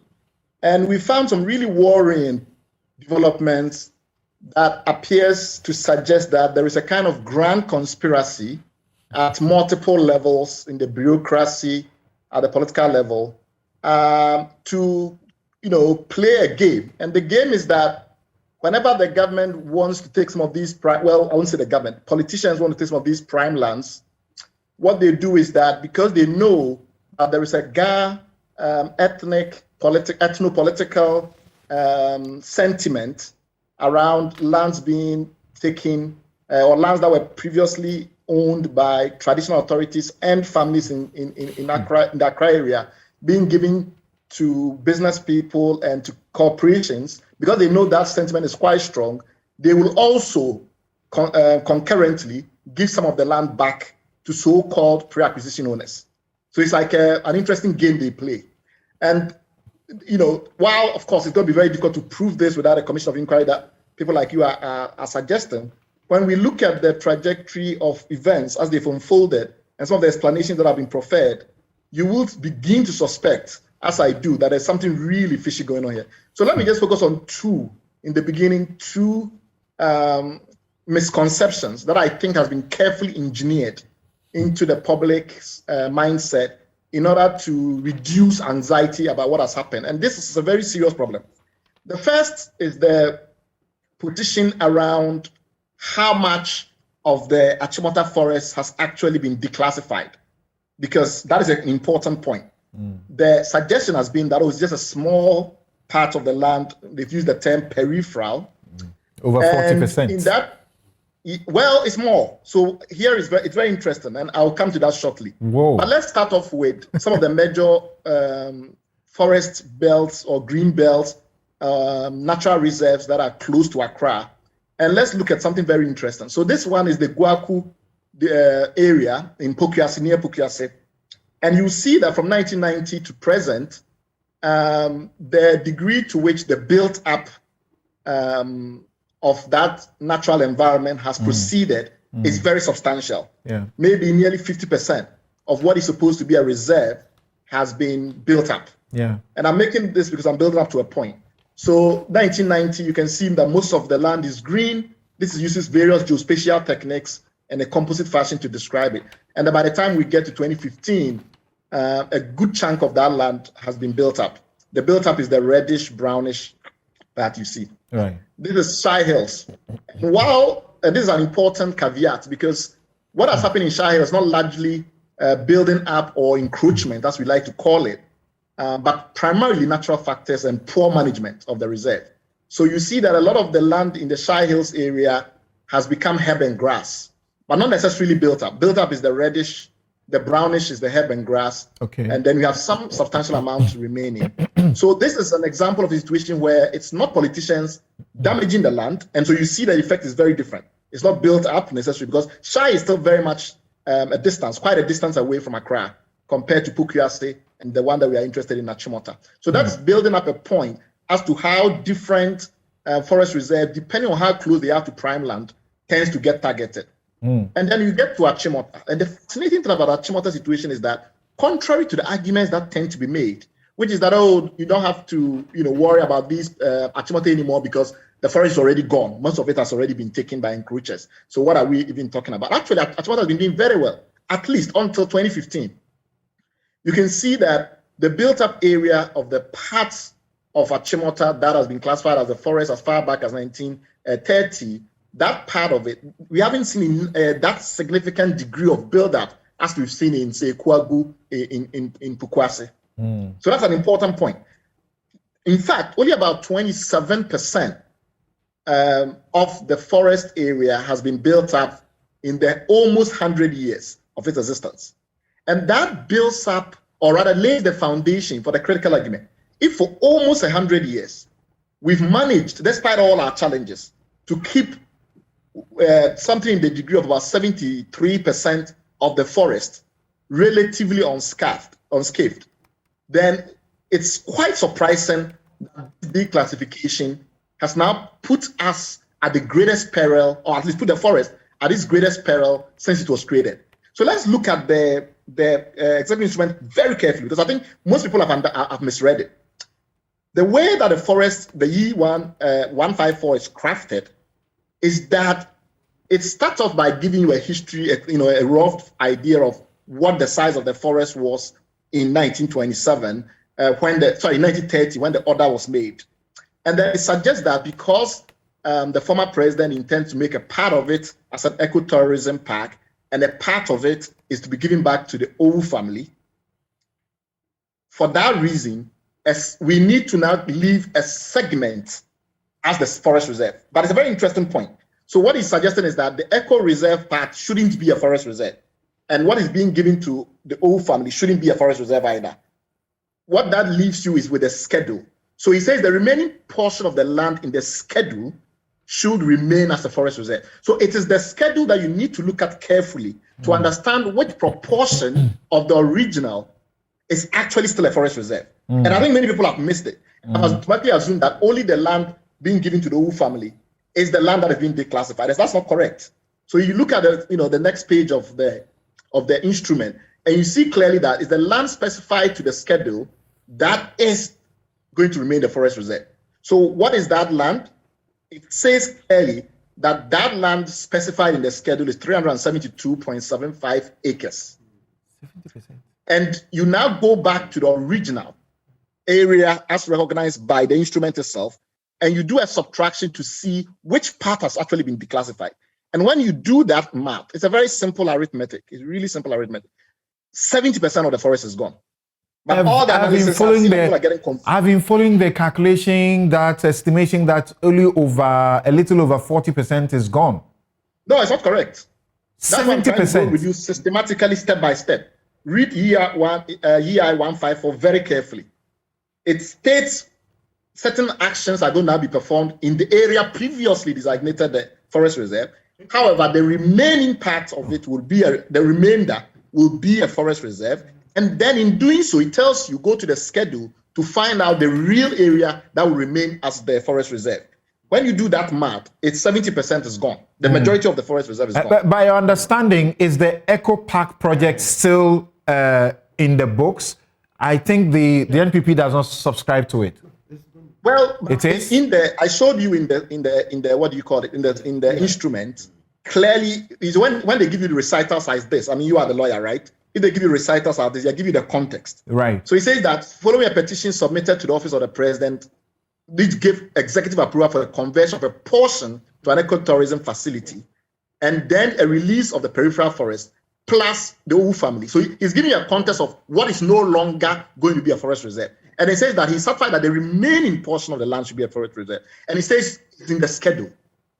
The land specified in the schedule to this instrument is declared to remain a forest reserve. Now, when you go to that schedule, you see the land that actually remains as a forest reserve. And that is the 372 acres. So when you take that 372 acres from the original that the government itself believes should be the span of the forest reserve based on 1930 order, and we have some slight disagreements, but I'll get there. It leads you to the conclusion that 70% of the land has been declassified. I sincerely hope that this is inaccurate. No, 70% is gone. The EI instrument, as I speak, you can start reading it. You come to the same conclusion, Samson. I'll show you. Yeah. So as Martin is saying, Bright, the Eco Park project is part of the 70%. But that is not how it's drafted. Read it carefully. It's drafted that the portion that should remain is in the schedule. And then when you go into the schedule, it indicates what area of land is in the schedule. So there's no other interpretation of the instrument other than what I have done. So take your time, read it while I speak, and you come to the same conclusion. The land that is remained as a forest reserve is in the schedule. Oh, no. And the land in the schedule is 372.75 acres. If you take that out of the original, you get to 70% of the forest gone. That's the first area. The first misconception that we need to clear in the public. And I hope that in the public inquiry and all of those things, we wouldn't continue to have that misconception because we keep having it. It tells you that we spent about 100 years to get about 27% encroachment.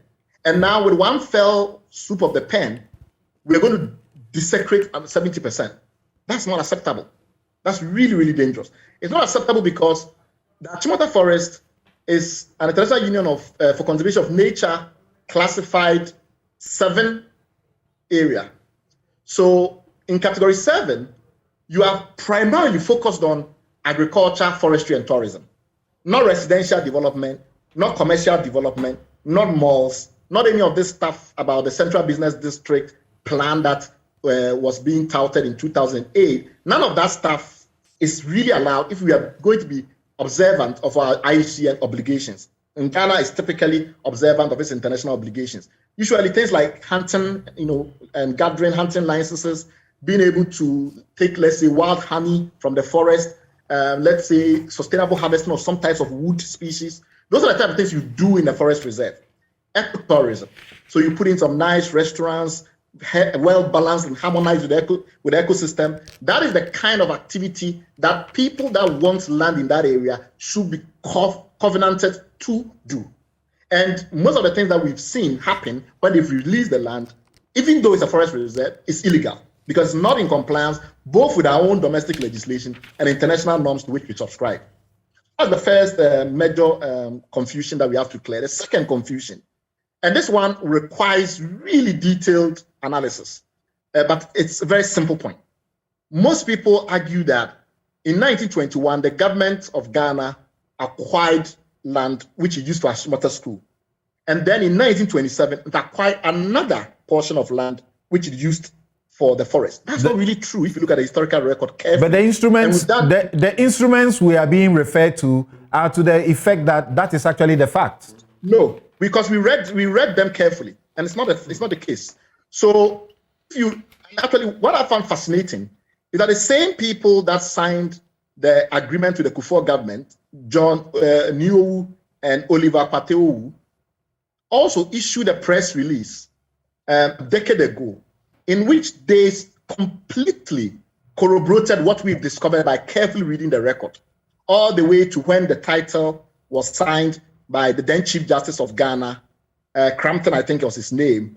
They concede that when that particular land was acquired in 1971, it was 1,906,639 acres. Keep that in mind very carefully, because the analysis that follows depend on accepting that fact. The old family themselves, in an advertiser's announcement, confirmed that the Gazette number 106, the land that was acquired, for which the year following the next year, £4,000 was paid on the recommendation of the Solicitor General, that land was 1,906 acres. And if you go to any of the people that actually have been following these matters, the people that have been fighting in court, etc., and you review the records and the rest of it, all of them concede to this, that it's 1,906 acres. That's what was acquired. If you accept that 1,906 acres was what was acquired, then a lot of the misconception in the public, so a lot of people talk about the fact that, oh, Gimpa was in the forest reserve, oh, Christian Village is in the forest reserve, oh, it's not true. Just actually do the geospatial analysis. The land that was acquired is the part that you have blue encircled, where you have the blue mark around. It includes the forest reserve. You see that at the left corner, there's a diagonal cut. That diagonal cut, I'll come back to that towards the end of the presentation. That diagonal cut is what the government took for the Abelempe area when it was doing Tema motorway project, that area. But apart from that, most of the forest remains. And then you have Achimota School, which is the part that is light green. The deep green is the forest. You will see that Gimpa has been more or less taken out from that in that kind of analysis. And then Christian Village was not even anywhere near. Jowulu and Co were not in there. Jowulu and Co, I'll come back to that again, came about primarily when they decided to do the motorway, and therefore that part of the forest was declassified. So that is an important point. So let's start with this 1,906 acres as the total land acquired in 1921. If you accept that fact, and Achimota School, what was it that the government, when it decided to vest the lands in Achimota School Council, what was it that invested in the school council? Ajiman and others will tell you, those who have actually done careful analysis because they have been in litigation, the rest of it, that it was 1,080 acres. That's about roughly 1,000 acres that was given to Achimota. That was what was vested in Achimota. And almost all the Achimota development, including the golf course, the police station, all the stuff that people usually talk about, is in that 1,000 acres. The remainder, 800 and something acres, which is slightly less than the 900 and whatever because of the Abelempe area, and the Abofu area as well, some parts of Abofu. That part is the forest. So unless you can prove that somehow this 1,900 and whatever acres was not sufficient, and somehow some additional land had to be brought before you were able to get to the 1,000 plus 800, it doesn't make sense. What really happened though is that there were additional administrative actions separate from the acquisition. That happened in 1927, 1930, 1931, and continued to happen. There were different acquisition of this for Gimpa, for this, for that. And those, even the golf course, those administrative actions are not the original acquisition or do not in any way alter the original acquisition. The original acquisition was 1,906 acres, and this is proven because the old families have conceded in the advertised announcement as I've just demonstrated. So it's not correct then that we first took some land for Achimota and then we did another acquisition. What happened rather was that we've made we created titles in 27 to cover the forest. As we've done with the initial, there was initial one title, and then we broke that title into two titles. Is it implied therein that compensation was paid for the full acquisition then? Indeed. That's why I said there seems to have been some kind of grand conspiracy, because I don't understand how in 2008, John Niowu and Oliver Pateowu would sign an agreement with the government suggesting that they were not paid compensation for that other land. And then 2 years later, when the new government changed, we're having difficulties, political difficulties. They now conceded that the 1,906 acres that was released in 2021, the 4,000 pounds of compensation covered it. It doesn't add up. So clearly, because these documents are usually not public, people go in and they negotiate these things with bureaucrats and politicians, and they come and say something else in public. But the key point I'm trying to make is that the 1,906 acres acquired in 1921 is what we paid the £4,000 compensation for. And you can check the records in terms of the receipt that was signed by the government side. So it was the Chief Justice and the Chief Registrar on the government side that signed. And then the letters from the Solicitor General in respect of registration in December 1921, which was acknowledged by the Chief Justice. So that's critical. And I think part of the challenge has been the loose way in which we use the word. I've even heard people, very knowledgeable people, say that Achimota School is inside Achimota Forest. That's not correct, as I've just demonstrated. Part of that confusion, the naming convention confusions, persist in things like Achimota Forest residential area. Because you hear that, you go like, oh, but we've been selling this thing for a long time for residential areas, and it creates confusion. Even if you go to the Land Commission and you go into their software. So this is research done for the last 2 decades by University of Leeds experts who have been trying to understand Ghana's geospatial capabilities. And they find that they describe the Jowuluabofu, Abelin Pedos, parts of those areas that were taken in 1965 when we're doing Temamoto Way. They describe them as Achimota Forest residential area. So a lot of people assume, okay, that was because we declassified the forest and we made it out of the whatever. And that is also why when the court's judgment came in the favor of Platinum Properties, of course, we were hiding behind the Wu family, but everybody knew it was Don P. It was Platinum Equity and Platinum Properties that were behind the whole agitation for Achimota lands. When they won the first court judgment, the High Court judgment, and they went into Achimota, they first went into the forest to try and get the land, the 170 acres or so that was given to them by the court. And then the Forestry Commission said, no. Go look at your geospatial analysis properly. It's got nothing to do with the forest. The land that you won was in Achimota school lands, and then they had to go back into Achimota school lands. Luckily, the courts later reversed themselves, and I think in 2020, the Supreme Court was seized with the matter. My last point, give me just 3 minutes, and that is the historical issue, because that is also very important. Not as important as the confusions that have bedeviled the conversation, but nevertheless quite important. The way that when you listen to people speak, they present this is that, you have this very rich merchant in the 1800s. Because of rubber trade, he became so rich. So I'm pulling this out of the Hutchinson records. And because he made so much money from the rubber trade, he bought some land in the late 1800s.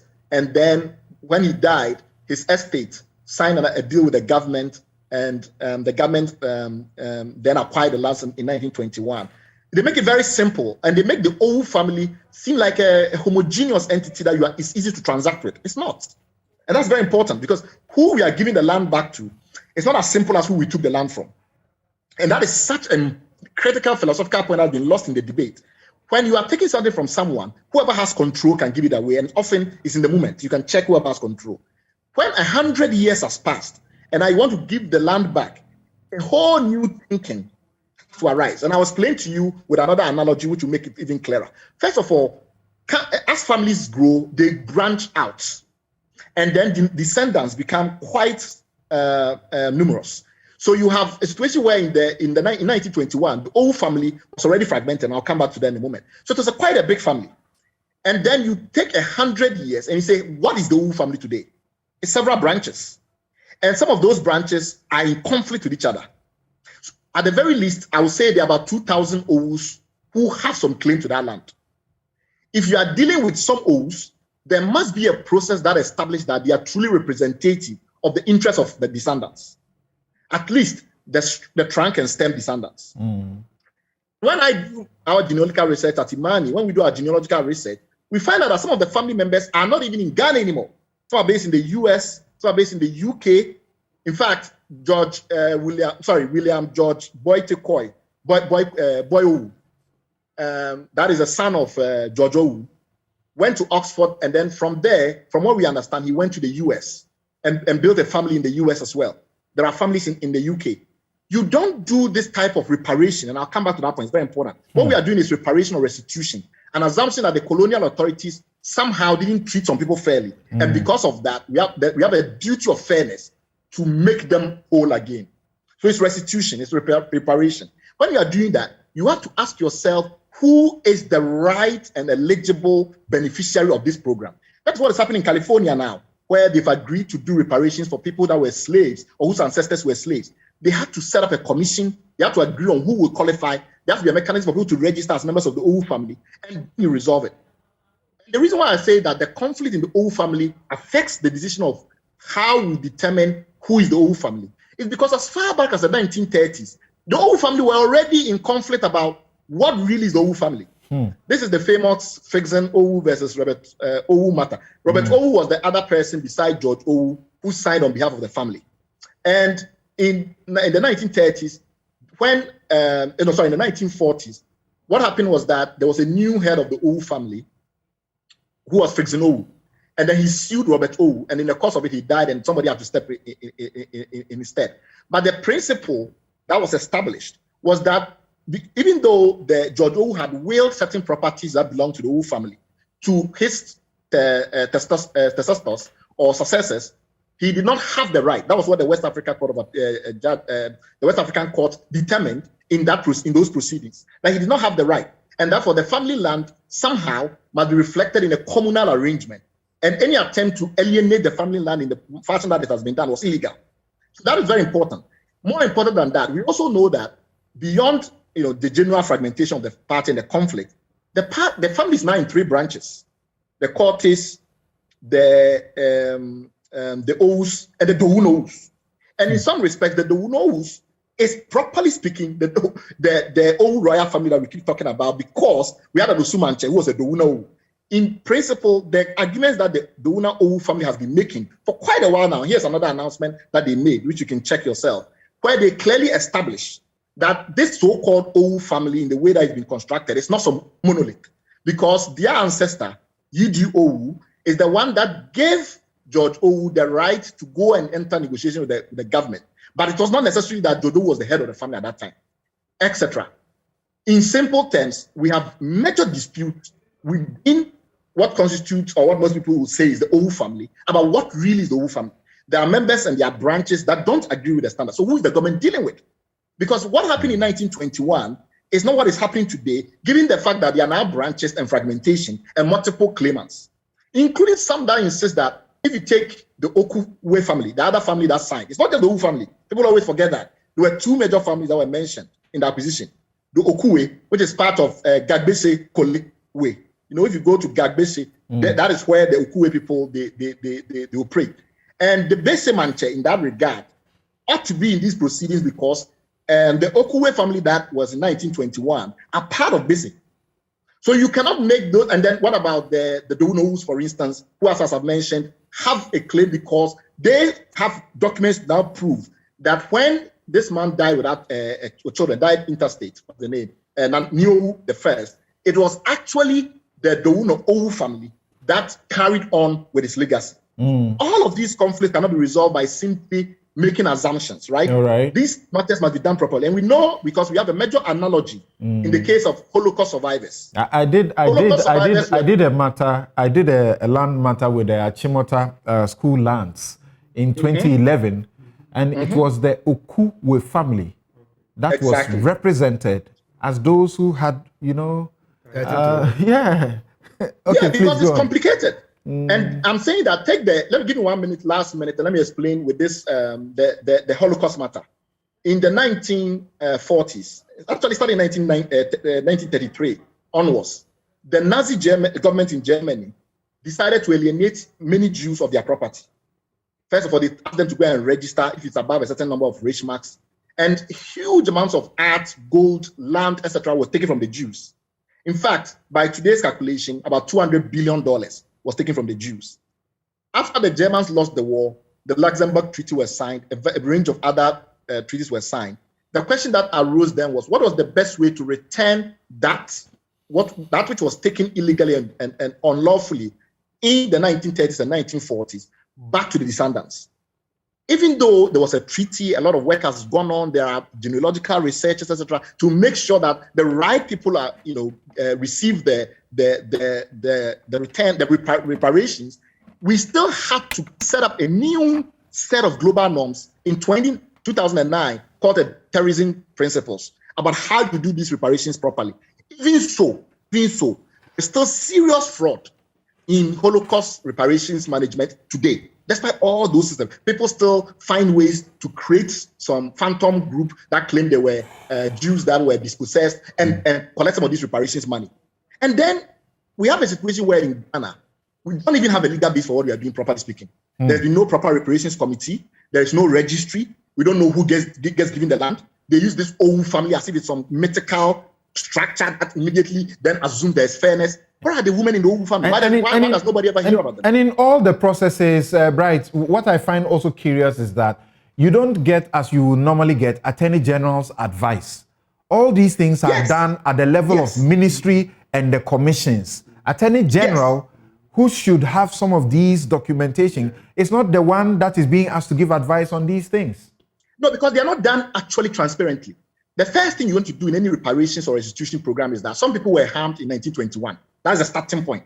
Somehow the colonial authorities took some property from some people. They didn't compensate them properly, etc. And those people have suffered as a result of it. So we want to give them back. If that is the case, you have to understand the level of destitution in the old family. Who are the poor people in the old family who we are blessing with this return of the lands? From what we've seen so far, it appears that it's well-to-do members of the old family, not even the Okuwe family and other branches of the old family itself, but it's always been a few people in the old family that we hear about. The question is, who benefits? How are we making sure that even if we are actually doing reparations and restitution, it is going to the people in the old family who have actually suffered from that decision taken in 1921? There's no basis. There's been very little attempt to be transparent about the matter. I've heard people praise the minister for his release because he was very transparent. I beg to differ. I don't think there was any transparency in that document at all. If you look at it very carefully, it doesn't still tell you who in the old family is getting this, and eventually will get all of these.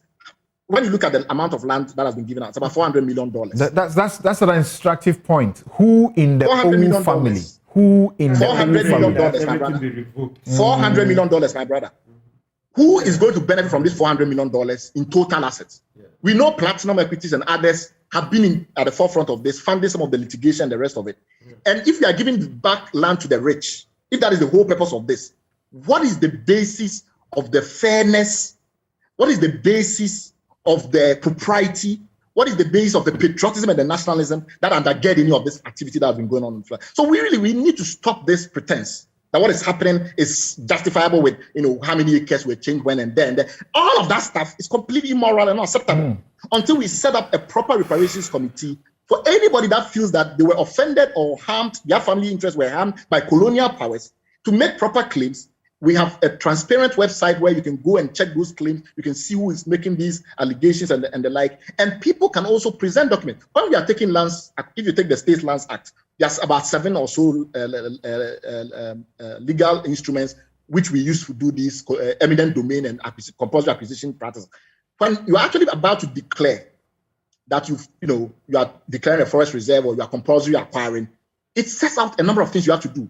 Traditional authorities have to be informed. You have to publish 3 times in the newspaper. You have to gazette. You have to do all of these things for transparency. Then when you are giving it back, you don't do any of these things until the executive instrument leaks. And then there's an uproar, and then you rather act offended. I don't get it.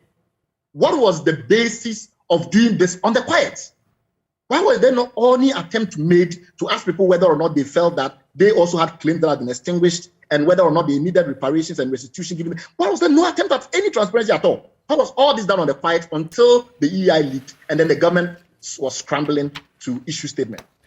And many share in Bryce Simmons' suspicion there. That's an excellent presentation, I must say, by all standards. And I suppose that there will be no investigative process that will not reference the presentation that Bryce Simmons has made this morning on Newsfile. We'll take a quick break and return to continue to finish up with our discussion. That is, if we can actually finish up, because there is the other leg of what has been revealed in the will of the man who was supposed to provide protection that many say was rather grabbing for himself acres of lands that are not supposed to be for dwelling. We'll be right back.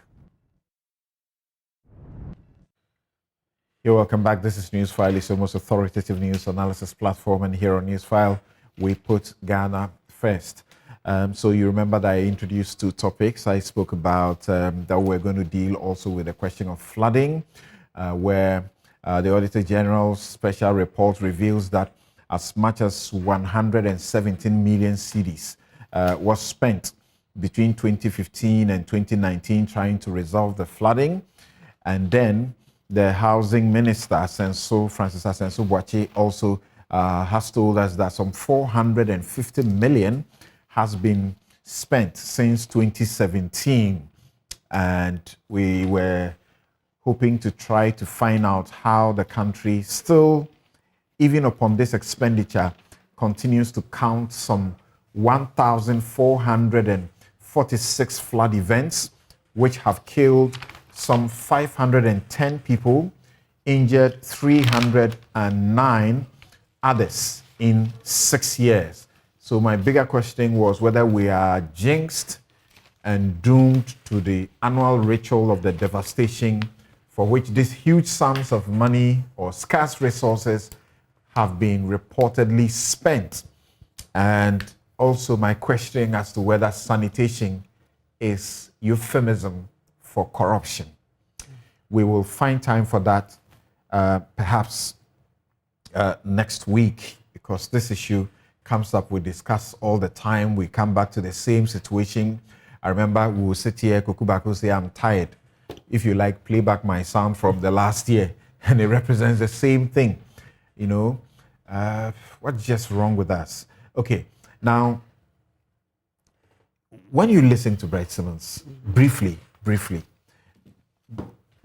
let me hear from you after listening to him. Okay, good. So, like the way it's lived up to his billing, you mentioned that he was going to bring a different perspective, and sure enough, he's brought it, more than enough of that.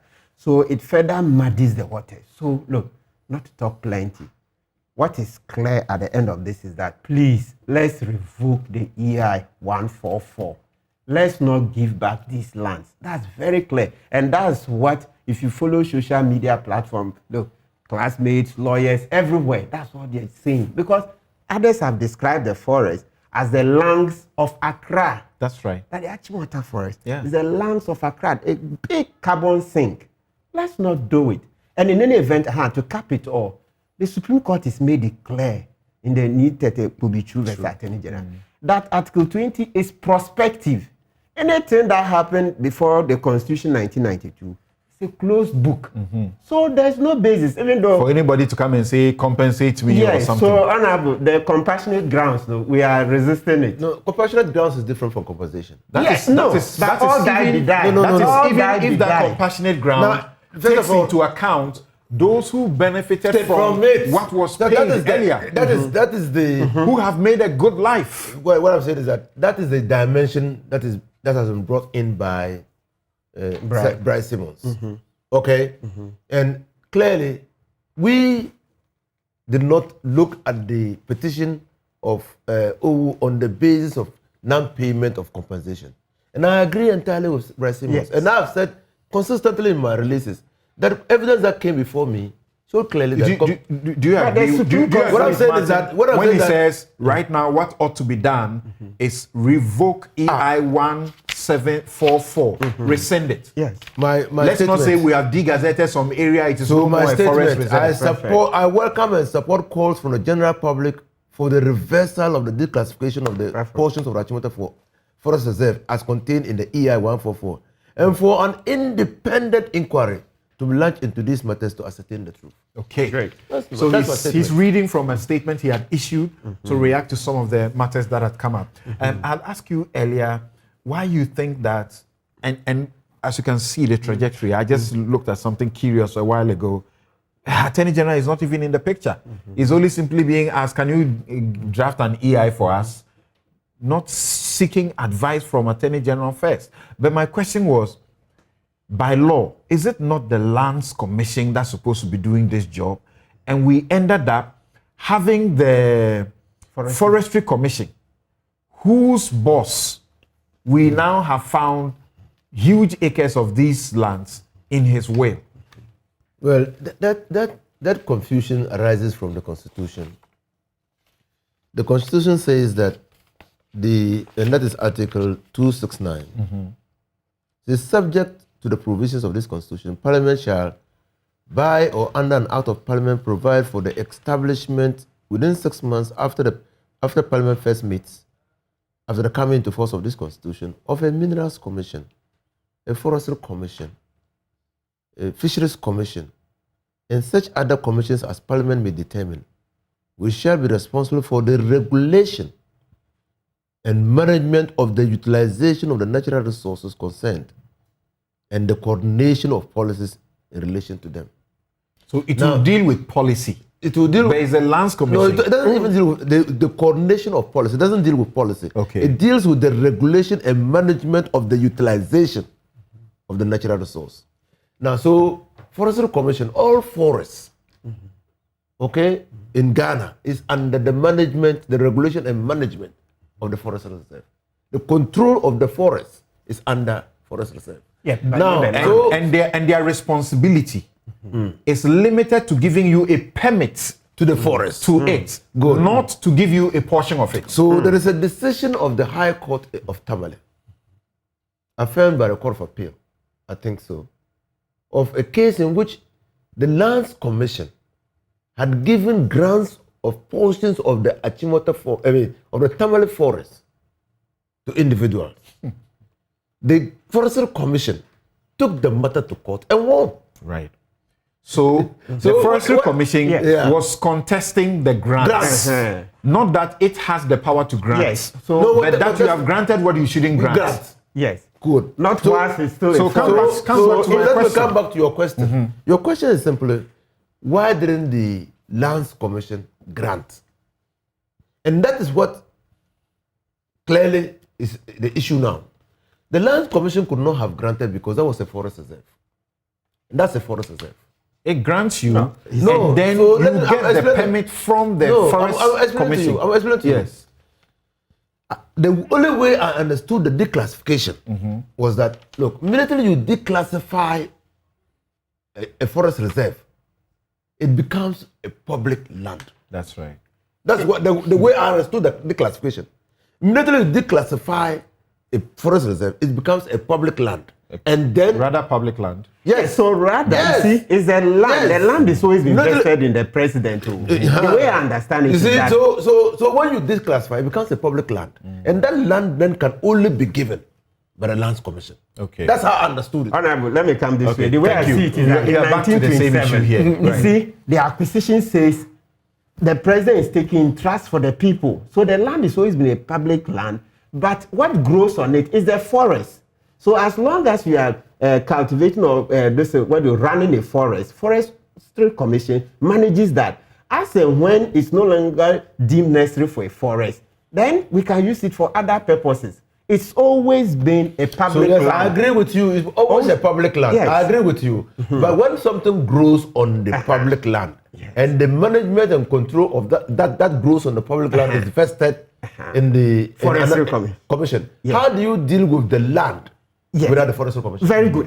So as and when the Forestry Commission no longer deems it necessary, they just tell government. So I agree with you. So the Forestry Commission should first of all say that, we don't think that this land can support any activity of the forest. Right. So now let's come to what the revelations from the will. Sam, just I beg one sentence before you go. So please, what looms live today at this table is that Mr. Afaridate, whilst Honorable was in office, was signing leases on the blind side of Honorable. Please, that is why, Mr. Jinapo, at your committee, we will need and we are begging that it should be done in public.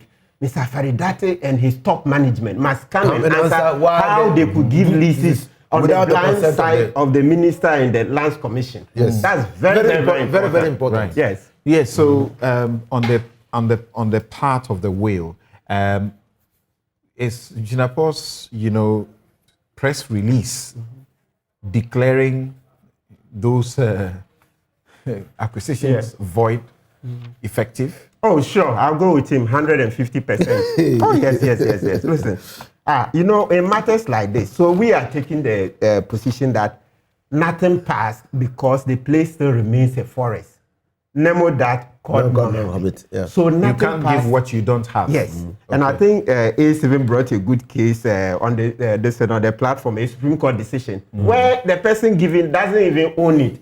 So if you go and write in your will that I'm giving X, Y, Z when you have not properly acquired it, nothing will pass. Okay. So that would be brutal fulfillment. Like that's empty speech in law, right? Yes. So I like, you see, the way he's been very decisive. That's good. That's just what we need in this public space. Don't wait. It's also rule of law. He has looked at the Constitution with the advice of the Attorney General. They think nothing is passed. If Mr. What do you call it? Sir John's family, could you also freeze? If they think otherwise, well, the courts are there, they can challenge. Okay. But we don't need to go to court to rather contest it. No, it's clear to the minister and the Attorney General that nothing passed under the will. So those lands will remain public lands. If the family has that action, he says, is on the advice of the Attorney General. Very good. Yes, advice. Yes, okay. So I support it. That's it. It's better. And that is just what we need. You say, yes, and so you should just go on with it. That's it. So you see, I have a slightly different view. Nothing passes. I agree with the general principle. Nothing, you can't acquire something illegally and pass it. So you must first of all establish the mode of acquisition. Right. Yeah, that's very important. That all of us need to understand, because we all know that Sir John went to the Forestry Commission in March 2017. We do not know of any attempts by government to declassify any portion of the Achimota forest. And we do not know or have no knowledge of any attempts by the Lands and Natural Resources Ministry to declassify the Ramsar site. While the Ramsar site is protected under UNESCO, and that's why it is called Ramsar, the Forestry Commission is protected under domestic legislation. Okay.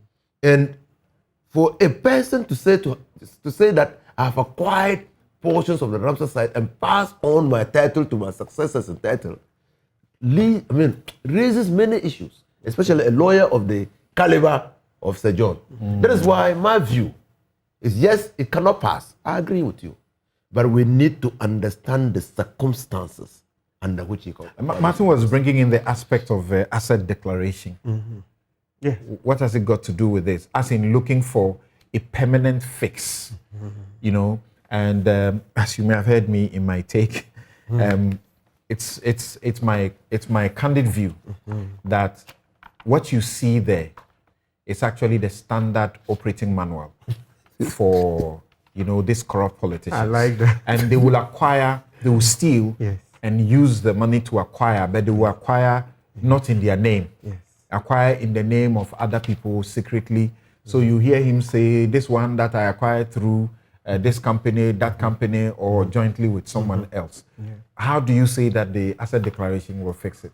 Yeah, so Sam, we all know that in, Act 550, that's the Public Officers Declaration of Assets and Disqualification Act. It says that they should declare both properties they own directly and indirectly. So for me, and their debts. Excellent, liabilities, all those. So indirectly covers beneficial ownership. You know, beneficial ownership is the new buzzword in town. Yeah. But long before it, the Act 550 1998 says indirectly. So indirectly is even wider than beneficial ownership, right? So that is it. But Sam, you see, as for the law, what we have, I like the way, you remember this morning, the way the clip about Seche Mensah Bonsu complaining about deficits in the law. That's not it. What we even have on the books now, if we were implementing that, would have been way gone. Rather than saying we want to make it 100%, then we spend 20 years on one law because we want to get 100%. How many times do you get 100% in school? Is that how we run life? So Sam, the big fix we need is that this asset declaration law by itself is not sufficient. Let's have that mandatory automatic appearance before Shraj that when you are leaving office, go and account. I keep saying this, so I don't know how many people. Maybe next time I'll bring the GIAGE reports. I wanted to pass them this morning. Maybe if we place them on this so that what is deemed to be unexplained will just be taken away from you. That's all. But right now, there's no automatic appearance before Shraj. And let's not forget that most of us, our citizens, we are scared of reporting. So instead of the adversarial system, so that I will say Sam Anyenini versus Honorable Newsfile, we want anonymous. So honorable insufficient. He doesn't want to be. Yes. So we want to do it runs deep in the family, exactly. And that is the problem. So we don't want Samson. to report. We don't want to report public officers. We rather want that automatically the public officer at the point of exit, whether he resigned or he was sacked, he goes before Shraj. And then once we know he's before Shraj, people will bring information. Even in the current situation, should Shraj be accepting that you have not declared? Somebody has reported you that you are not declared. In the course of you having been reported and in the investigations, you have now gone to declare. So it's okay, we leave you. That's what happened to the EC boss and a few other one people. sentence, this is Sam. You know, the law is so vast. We all didn't know all of it from day one. I think Shraj can run some adverts for 2 months, informing all the public officers that, look, we are drawing a line under the sun. After these dates, please, the sanctions will be heftier, including you not taking office. So let's just say that the EC boss, Jimensa, she was just lucky. But Shraj should come out with a statement that, look, and not just a statement, run advert, because though we know ignorance of the law is no excuse, but as a city, I don't know all of the law. The 2022 one, I see that the verification, they are giving that power to verify what you bring to the head of the department of your institution. That's wrong. Not the Auditor General. Yeah, that's wrong. Look, let Auditor General continue his work. Rather, give him more money so that, Auditor Brown versus Attorney General. The Supreme Court has ruled that the Auditor General will determine the number of staff he needs and the rest. So that provision will be wrong. Auditor General will recruit more people. We have millions of graduates at home. We don't want an incestuous relationship. Your head of department, he's the one to verify your assets at the end. So you scratch my back, I scratch your back. No, let the Auditor General do his work. The Supreme Court says Auditor General in employing his people is not subject to the Minister of Finance and the rest. Okay. Right. So Sam, and then this other thing, please. This you mentioned the draft earlier on this morning. Please, we need other provisions apart from automatic appearance before Shraj. Also, the spouses and other relations. Do you see this one? The U.S. example shows a good case. You see the U.S. Supreme Court Judge Clarence Thomas. In the U.S., because the law covers their spouses, when Clarence Thomas, he didn't feel for his wife, it became such a big scandal. Listen to this, and it's even recorded. They say, look, more significantly, a few years later, it was revealed that Justice Clarence Thomas had not disclosed his wife's income for a number of years, even though this was required by law. Justice Thomas said that this was inadvertent, and as a result of his not reading the format correctly. You see, even a big judge saying he hasn't read well. But year after year, he had clearly represented on these forms that his wife had no income, blah, blah. You go and then you see that the woman had earned $686,000. So what I'm saying, you see the scandal, you see how it's tainted him for life, he and his family and all that. So please, and even in Ghana, in the early 90s, under Rawlings regime, AJ Mafu, he put property in the name of his son and all that came. So please, it was taken. Let's include spouses. And before you come in, a good friend of mine, Cletus Alenga, has sent me something. He says the case you wanted to refer to is Metro Mass Transit versus Forestry Commission. And that in that case, the appeal presided over by our own Sir Dennis resolved that it is the Forestry Commission that has the power to make grants in forest reserves. No. So that's the case. Yeah, so let me tell you, I sat on this same platform to lament the lacuna, but because we're not demonstrating commitment to the asset declaration. Now you appoint a public officer. The first thing after appointment that your appointee tells you is that you have to comply with the declaration of assets. Everybody, if your appointee your appointer doesn't tell you that, then that's a remiss. He has to tell you, go and comply. So and he insists that you do. Insists that you do. The law says you must declare before you assume office. How do you assume office and you haven't done it? The second thing is that, so when the appointee fails, refuses, or neglects to do, we don't punish. Yes. It is only when we begin to punish that the seriousness of the non-compliance will be brought to the fore. That is the only way. Okay. The second thing is that we must allow for open declarations. So you don't seal it. You take it to the Auditor General. Excellent. You open it. Yeah. It's about profiling. If you have declared how much you earn, your income, and you are declaring properties, maybe properties in anticipation of acquisition, the Auditor General can say, okay, I'm interested in knowing the location of this property. or that property. It's not everything that he's going to go to check. So it's profiling. So let's allow, and I contributed in Parliament during the time of Hotel Kufo. And I said it was about time that we allowed declarations for our wives and children. We can't continue to be pretending that people don't hide their properties. So the advocacy must be on for the 2022 bill. That is, if that one too will not run into disuse like the 2015 and 2018 ones. Amendments. Right. Well, what did you have to say about the will itself? People have raised a lot of issues about it.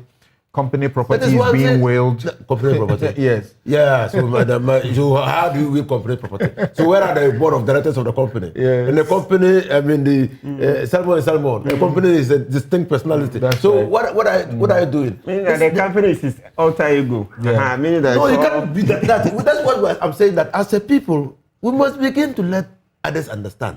The company is different from your person. I mean, you can't just say that a property held in the name of this company is going to this person. Let's hear from Bright. And people raise issues about the way, when you look at, they're talking about this vehicle that purportedly his company was donating to the commission. And then that vehicle finds its way back into his own use as his private property. And then that his mining company, you know, he commandeers a good number of forest guards to go and protect, you know. And then before even you come, you know, we were all here lamenting about harvesting rosewood. Let's hear mining in forest reserve. Let's hear Bryce Simmons. Yes, I mean, it's been quite worrying trying to review some of the things that have gone on at the Forestry Commission. First of all, if you look at the Act very carefully, it's quite obvious that the chairperson has a very major role to play. But it doesn't appear as if, and this is based on our limited research into the matter, it's operating according to the Act in terms of decision making and the rest of it. The chief executive, which I think in the Act is referred to as the chief administrator, appeared to have unbounded discretion to do whatever he wanted. And some of the evidence that is now coming out about his involvement in very frightening conflict of interest situations, beyond just the lands that he's willed out, but in natural resource management generally, makes one wonder. First question, why was it that the president felt he was the right person to be the forestry commissioner, the chief executive of the Forestry Commission? What was the due diligence done? What was the references collected? Because typically national security has to look into these matters. And then once he was in that seat and had all these conflict of interest issues unresolved, what was the role of all the anti-corruption agencies that we have in Ghana, all the intelligence agencies that we have in Ghana? Why do we continue to pay them?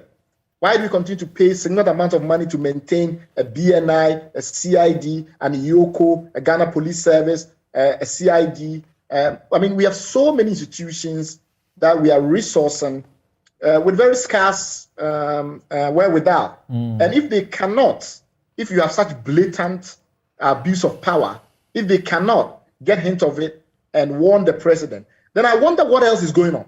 It gives you an impression of a country that is heavily undergoverned, where the leaders don't really know what is going on, where they don't have a handle on a wide range of matters. And I think that needs to give us a lot of, it had to give us a lot of cause for anxiety. The other last point I wanted to make is that E1 154, Instrument 154, must be repealed because it does not allow the Ghana Environmental Management Plan to proceed in the way it's been fashioned. It does not allow the structural plan that we have for Accra to proceed to be conformed with in the way and manner in which it has to be. I'll give you a very good example. Before we did the Kanda Highway, it was already captured in the master plan for Accra. When the time came, we had the resources to do the Kanda Highway. We had to go and break down all those houses. Luckily, this was the Rawlings regime, and I guess today we might probably not be able to do it. But the fact of the matter is that it was in the structural master plan, and that had to happen. That tells you that if you have serious governance, structural master plans must be obeyed. When the government decided to relinquish so much acreage in Achimota Forest? Did they pay attention to the way that our existing master plans have already demarcated use for the zoo, for the seedling nursery, for the seismological research center? There are bats in Achimota Forest that carry viruses that have not been fully studied, and which international researchers have done research to tell us that these viruses can move from the bats into human beings, and they deserve better study. Some of that work continues to go on in that forest. All of it requires space. In fact, cutting deforestation is one of the quickest ways to get an interspecies jump from one virus to human beings or another type of species. And we've seen it all around the world. All of these matters are known to the right authorities. So when the president was taking the decision, who told him that 371 acres is all we need? Because when you just do a simple mathematical tallying, we need at least twice of that.